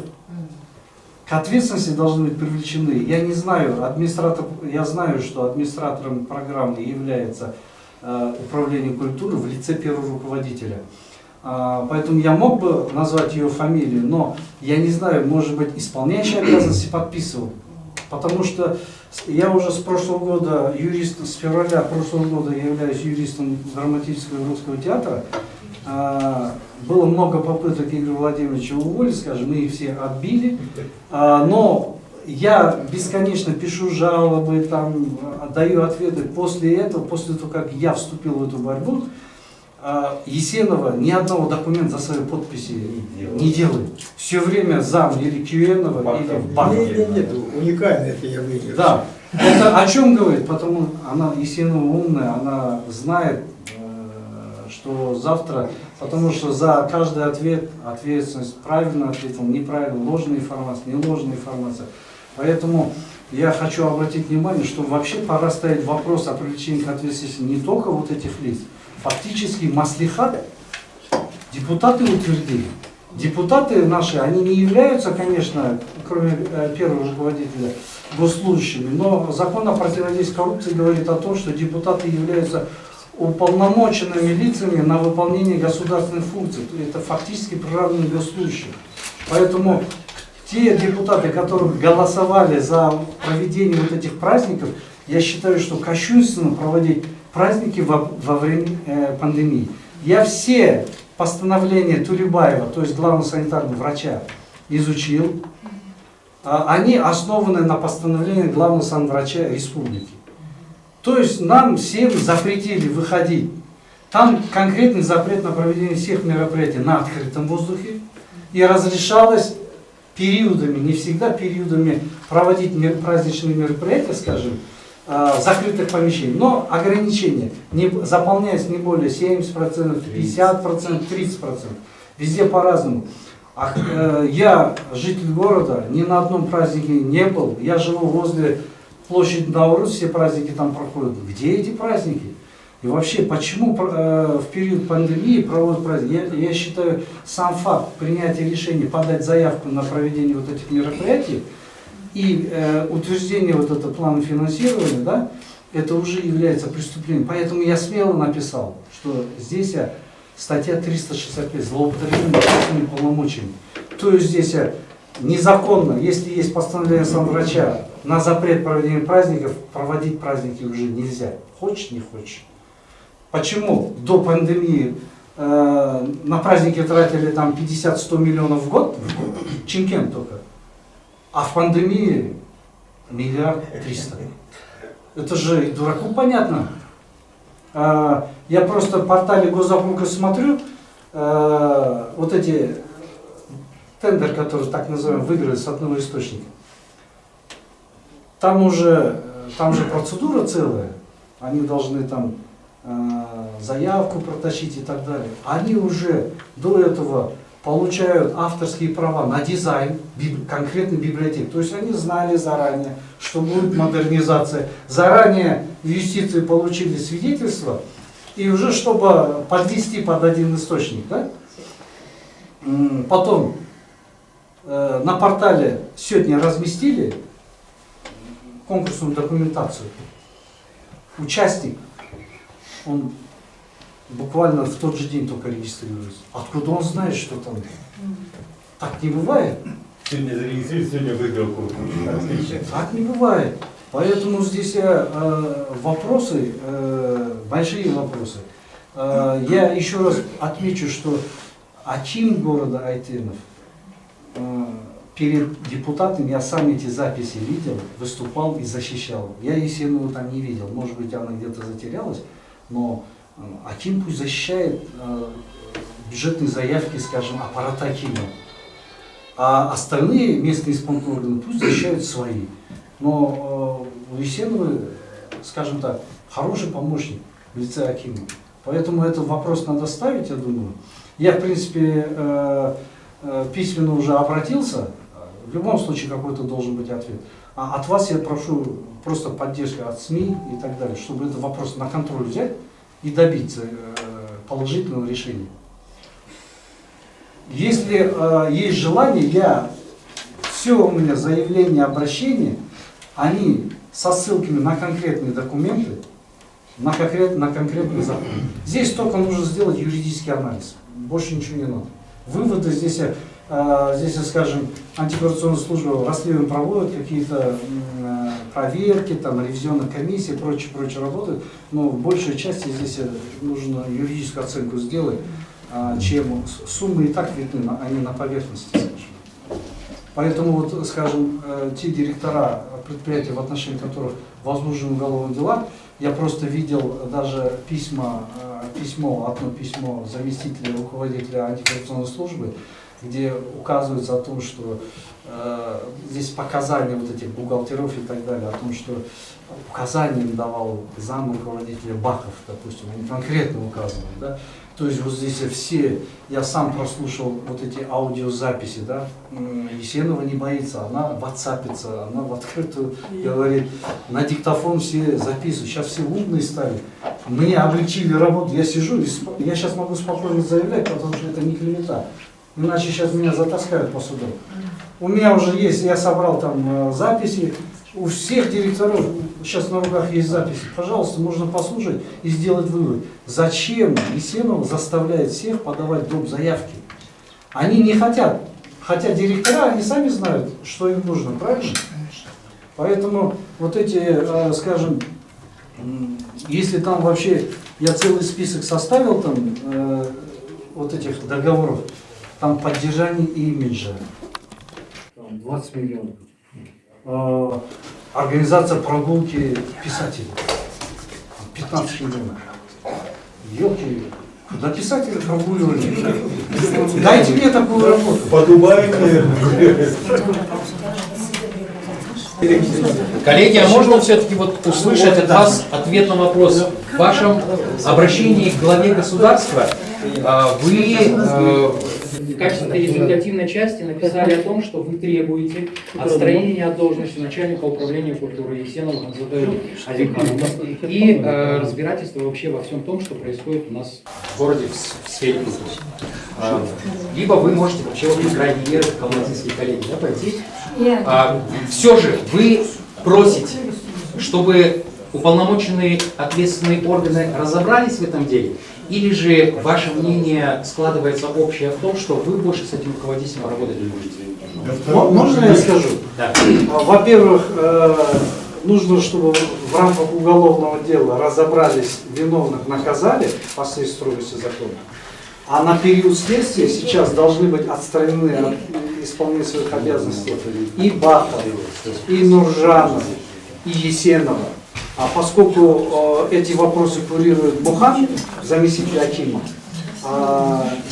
он знает об этих проблемах, потому что это же уже общеизвестно, но никаких мер не принимает. Я считаю, что и его нужно увольнять с работы.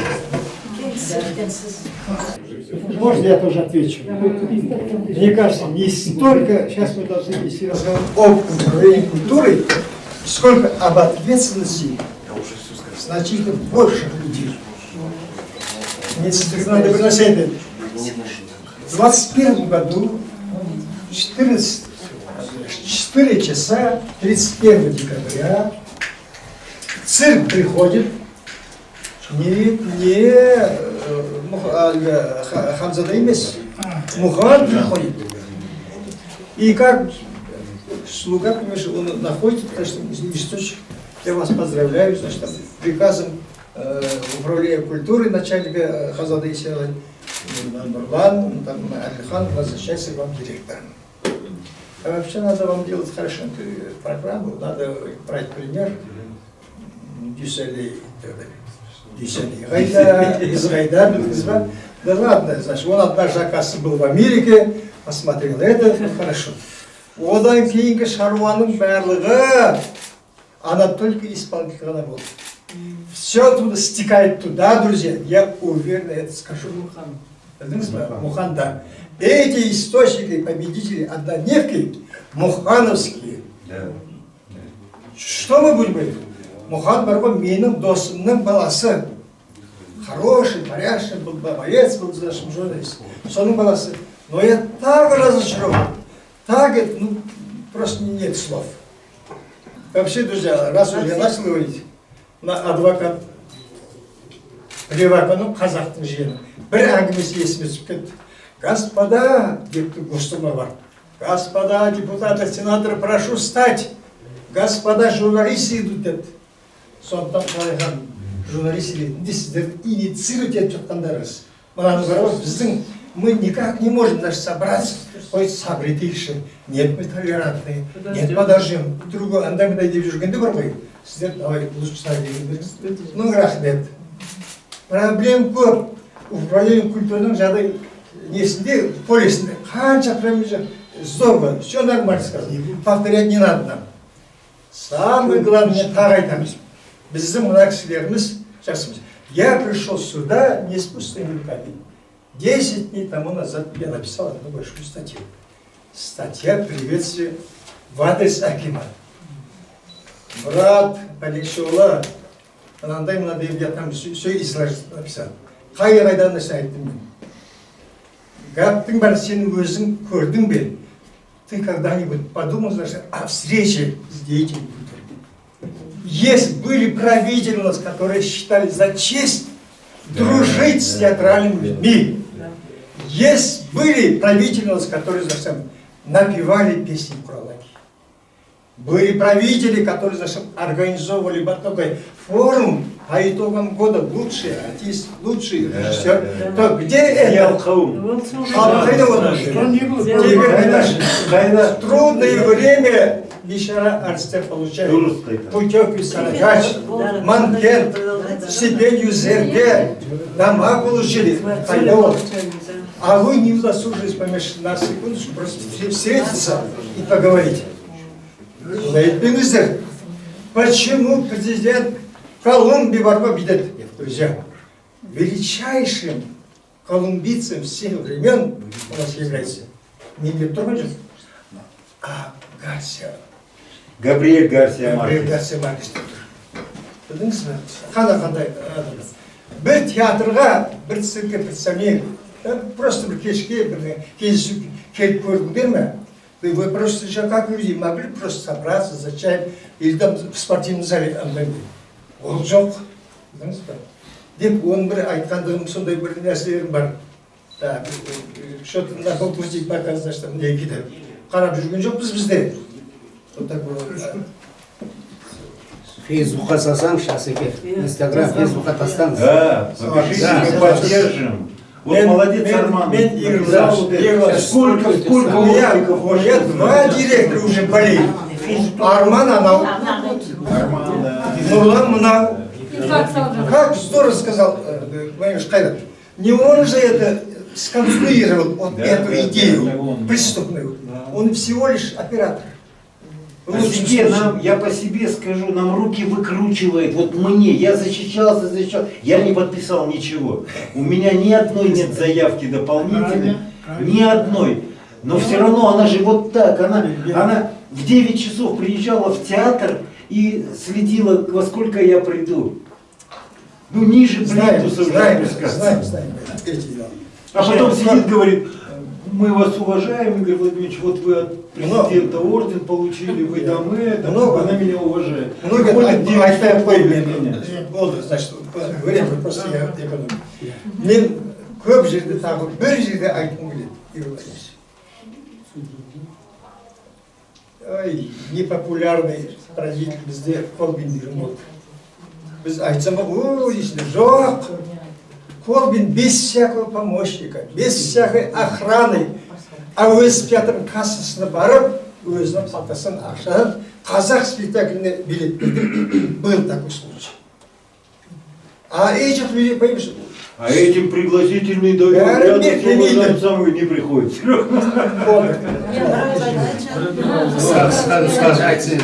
Жалпы негізінде бүгінгі бұл ұйымдасып жатқан брифингтің бір пайдасы қоғамға, жалпы мына қаламыздың, шын қаламыздың мәдениетін дамуына үлесі болатын шығар деген үмітпен бәріміз бас қостық. Мен ойлаймын, жалпы негізі барлығымызды ата-анамыз тәрбиелеген кезде жаңағы еш уақытта басшыға қарсы шықпау керек. Біздің қазақи ұғым бар ғой, басшының жаңағы дұрыс жағдай жасамаса, оны үлкенді сыйлау керек деген. Біз Ханзада Азымхан қызын келген уақыттан бері үлкен қошеметпен қарсы алып, бірге креативті басшы келді, басқа қаладан келді деп өте үлкен сенім артқан болатынбыз. Алайда бүгінгі таңда барлықтарыңыз білесіздер, қаламыздың қандай күйде екен, іс-шараларымыздың жаңа бір куклалар арқылы бүкіл республикаға жаңағы позор деп жатыр қой, енді сондай болып жатқан дәрежелердің бәрі көрініп тұр, айқындалып тұр. Оның артында қаншама қылмыстық істер ашылып, арамыздағы өзімізбен бірге қызмет жасап жүрген әріптестеріміз темір тордың ар жағында жатқаны барлықтарыңызға аян болып тұрғандықтан, біз осы жан айқайды халыққа, мына бұқаралық ақпарат құралдарына жеткізу мақсатында бүгін бас қостық. Осы отырысымыздан ары қарай жаңа сұрақ қойып жатсыздар, сіздердің талаптарыңыз не деп біз ойлаймыз. Біздің осы шын қаламыздың мәдениетін басқаруға Ханзада Азымхан қызының ол креативі ешқандай жаңағы істеп жатқан жұмыстары ол дұрыс емес деп біз осылай шешім қабылдадық, солай ойлаймыз. Бұны мен ғана емес, бүкіл осы қарамағындағы істеп жатқан басқа мекемелердегі басшылар да солай деп ойлайды, бірақ жаңа Анар ханым айтып кетті, оны барлықтардың ойында бар, бірақ ешкім айта алмайды. Кеше өзіміздің бір жиналыста отырдық, осы кішігірім Бақов орынбасар өткізіп жатыр, сол жердің өзінде жаңағы опера театрының директоры Майра Мұхамедқызы айтуға біздің духымыз жетпейді деп әзілге айналдырып жатыр. Ол ешқандай да әзіл емес, сондай болды. Алайда біз жанашыр ретінде халқымызға, еліміздің дамуына жаңағы жақсы, барлығымызда үйімізде. Вот вы хотите у вас дома, чтобы такой культурный ребенок вырос, да? Мы все хотим, чтобы общество у нас такое креативное было, мәдениетіміз жоғары болса деп армандаймыз ғой. Сондықтан да қоғамымыз дұрыс даму үшін, қаламыз әдемі болу үшін, әдемі мәдениетті ұрпақ тәрбиелеуіміз үшін бұндай адамдарға біздің арамыздағы орын жоқ деп мен солай шешім қабылдаймын. Мен 2 минут уақыттарыңызды алайыншы. Біріншіден сіздерден просьба, мына Ханзада мен лично, это мое мнение, менің личное мнение, Ханзада лайықсыз должностқа. Должностқа отыратын адам опытный кадр. Лайық емес. Должностқа отыратын адам опытный кадр болу керек. Бұрынғы ескі кадрлардың бәрі, между прочим, опытный болды, бір-біріне совет беріп, бір-біріне поддержка жасап, осыған дейін келдігі, қанша жылдар. Енді қазір мына қыз оған лайықты емес. Бұл қыздың орнына опытный кадр отыру керек. Опытный кадр отырса, майда-шүйда кадрларды алмайды. Қазіргі кадрлардың бәрі майдаланып кетті. Әл-Фараби айтқан, кадрың мықты болса, кадрың мықты болады деп. Достойный кадрларды қою керек должностқа. Ал должность руководитель болу үшін. Он мощный психолог болу керек, мощный организатор болу, мощный финансист болу керек, что твой дебит кредит. Мощный өзің специальный кадр болу керек. Как считать, чем считать культура? Дұрыс па?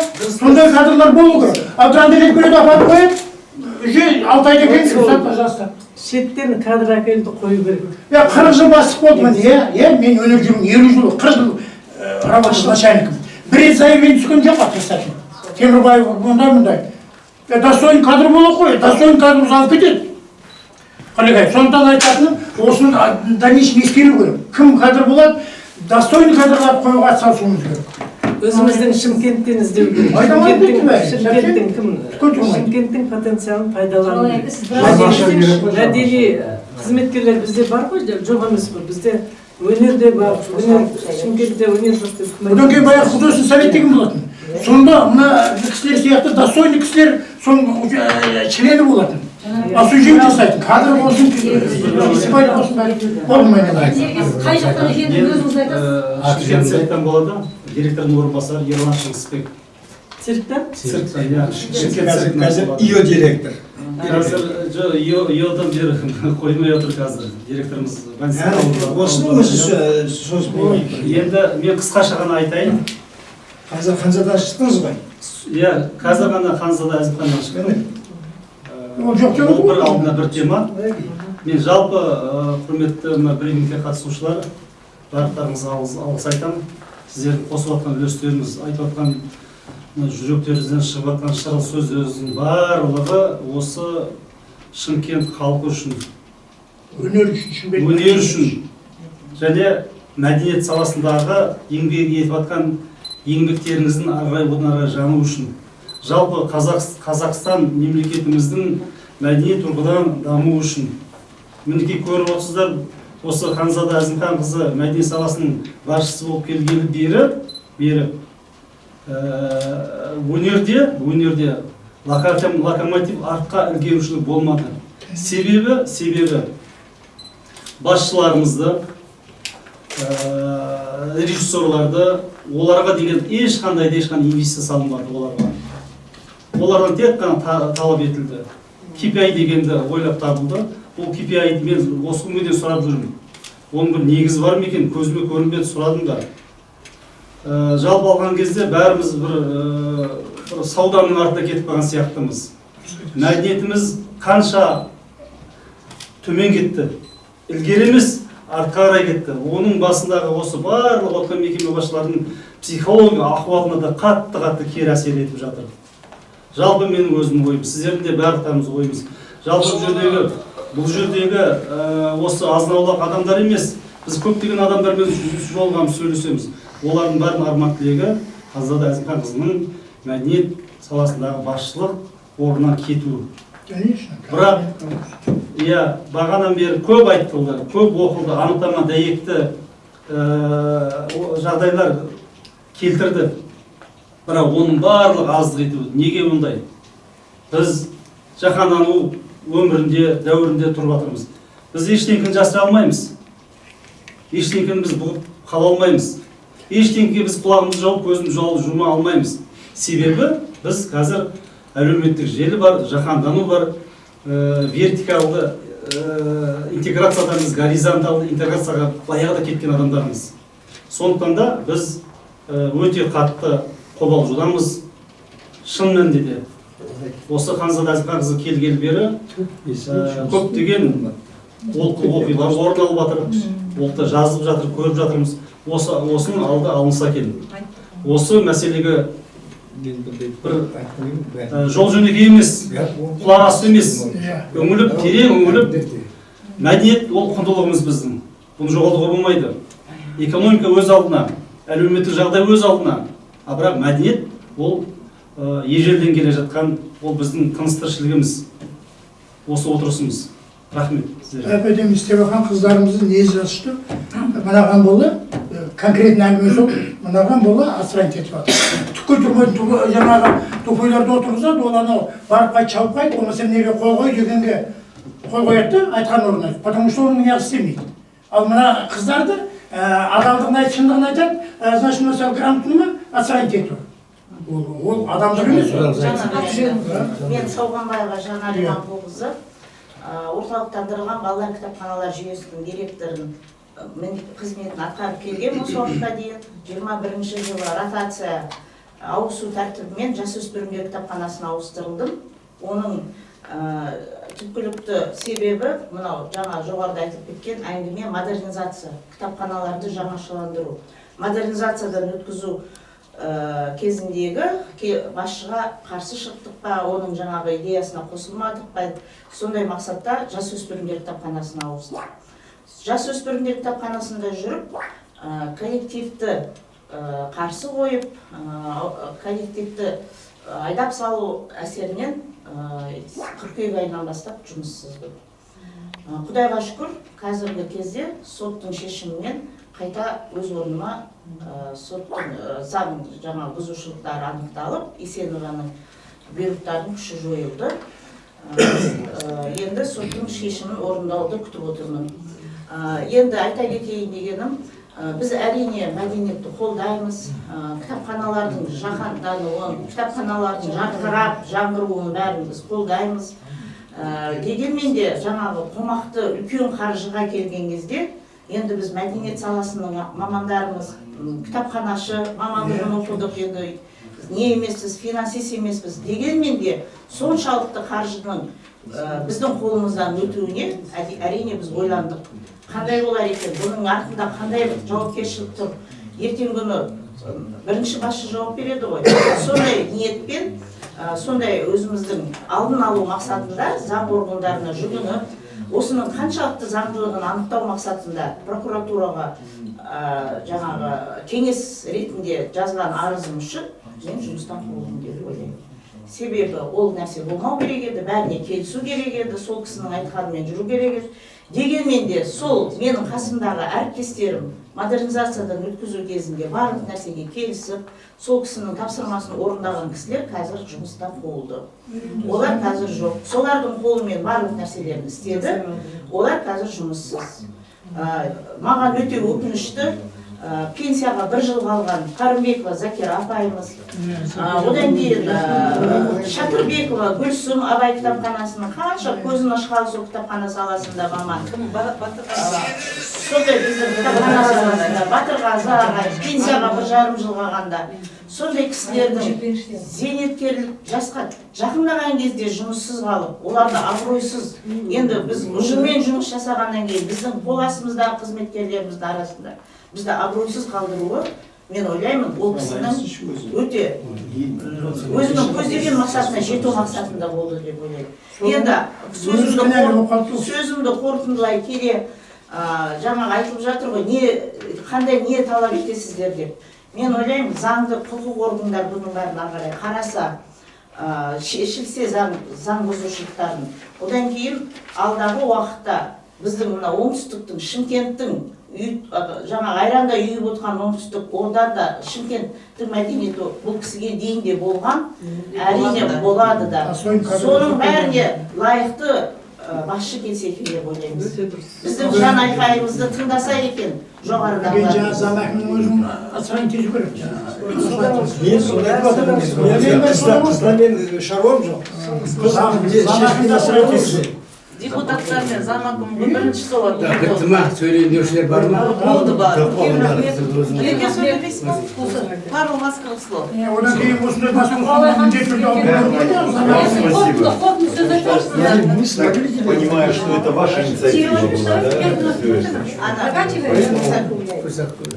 Спасибо вам большое. Есть кто-то поддерживает. В данный момент, пока мы сейчас здесь проводим брифинг или, как бы сказать, пресс-конференцию, наши сотрудники еще на работе, они еще работают, вы только мне прислали сообщение. Они, есть же вот заявление, которое вы подписали? Отсканировали заявление, отсканировали нашу газету, отправляют всем министрам, самому Тукаеву, его помощнику, в министерству, по почте и на его на блок, личный блок министрам. Они вот сейчас вот отправляют. Спасибо вам огромное за поддержку. Сейчас мне отправили текст, я проверила, одобрили. Они сейчас сидят, отправляют. Спасибо за неравнодушие. Спасибо, что вы волнуетесь.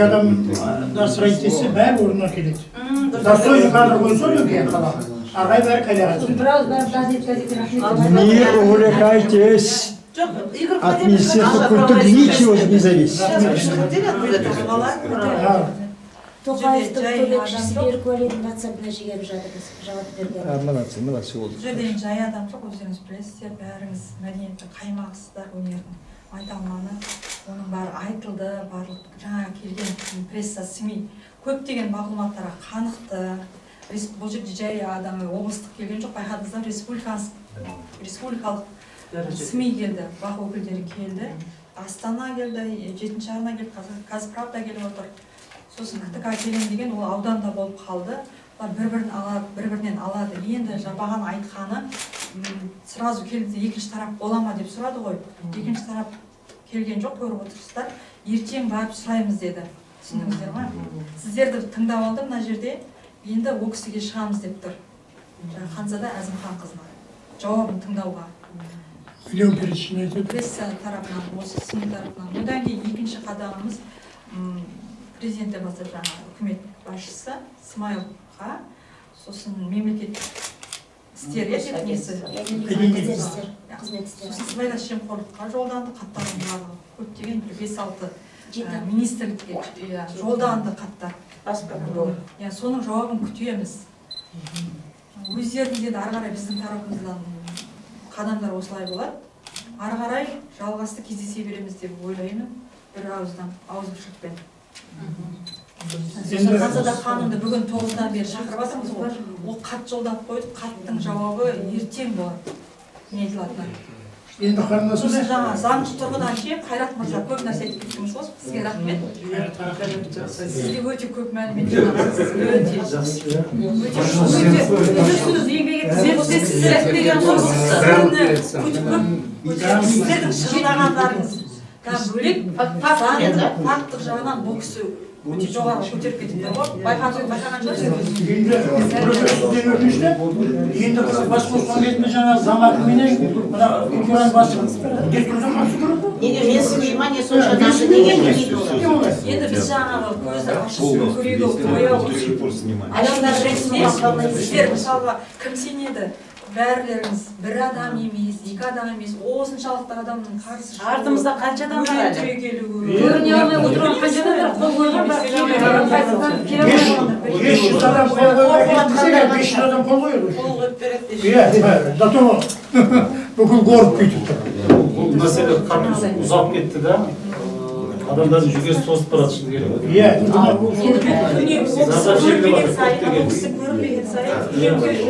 Бұл мәселені қанша неге прессаға таралайын деп тұр, халыққа таралайын деп тұр. Ол кісі келмейді, өйткені даже мен жіберген хаттарға өзі жауап бермейді да. Оның орынбасарлары, сұраныс хат жіберем ғой. Совпадение ма, қалады больничный ішіп кетеді да. Енді қалай айтуға болады? Ана бір ауыз бірден айтайын. Құрметті әріптестер, өнер майталмандары, Бастабек аға, Құралай әпке, Сейдуал аға, Асқар аға, сіздердің еңбек демалысында жүрсеңіздер де, мәдениет саласында қанша жыл қызмет жасап, баратын жерлеріңіз көп, қататын жиналыстарыңыз көп, бірақ сізге бей-жай қарамай, бізге жандарыңыз ашып келгеніңізге рахмет айтамыз. Сондай-ақ қазір баспасөз құралдарында бағыттарыңыз білесіздер. Бұл өте ащы жағдайды айту оңай емес. Біз бүткіл мәдениет қызметкерлері атынан, мәдениет майталмандары, мәдениет ардагерлерінің атынан әділет рухани жаңғыру газетіне үлкен алғысымызды айтамыз. Шындықтың жолы ауыр, ақиқаттың жолы ауыр және бақ өкілдерінікі. Қазір біз 3 сағатқа жуық уақыт отырып жатырмыз. Біздің әлі де айтатын әңгімеміз көп, бірақ біз сіздерден ұялып жатырмыз. Сосын тағы да бір айта кеткіміз келеді. Біз бір жай жеке басымызға ақша сұрап жатқанымыз жоқ. Я болмаса кредитімізді төлеп беріңіз деп жатқанымыз жоқ. Біз жұмысымызды кез келген уақытта тастап кетіп, кез келген жерде жұмыс тауып ала аламыз. Біз ел үшін, мәдениет үшін, әріптестеріміз үшін жанымыз ауырып жатыр. Қанша адамдар инфаркт алып жатыр. Қанша адам гемодиализге тәуелді болып жатыр. Жүректері отказ беріп жатыр. Жүректері дұрыс жұмыс жасамай жатыр. Біздің жанымыз осыған ауырады. Бұл жай ғана қызметтен кету емес. Біз қызметтен кетудің қандай екендігін көрдік. Бұл жерде адамның өмірі тұр, адамның тағдыры тұр. Бір адам бір семьяны ғана асырамайды, бір адам бүткіл әулетті асырайды. Біздің үлкен ағаларымыздың, жап-жас жігіттердің темір тордың арғы жағында отырғанына қиналамыз. Біз өзіміздің басымыз үшін де қорқамыз. Шынын айтқанда біз дәл қазір мен емделіп жүрмін, бірақ менің больничныйымның тексерілетінін де білемін. Бұл шын мәнісінде ауырып жатыр ма, ауырмай жатыр ма? Өте қиын жағдайда тұрмыз. Сізде де үлкен рахмет, ардагер ағаларымызға, баспасөз құралдарына үлкен рахмет.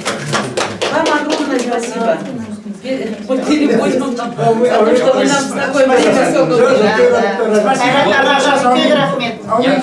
Кроме того, что отделение сейчас отправили, Қазір мерекенің қарсаңында, қасиетті наурыз мерекесінің жұмыстың соның төңірегінде жан айқайлардың барлығы құлаққа жетеді ғой деген ойдамын.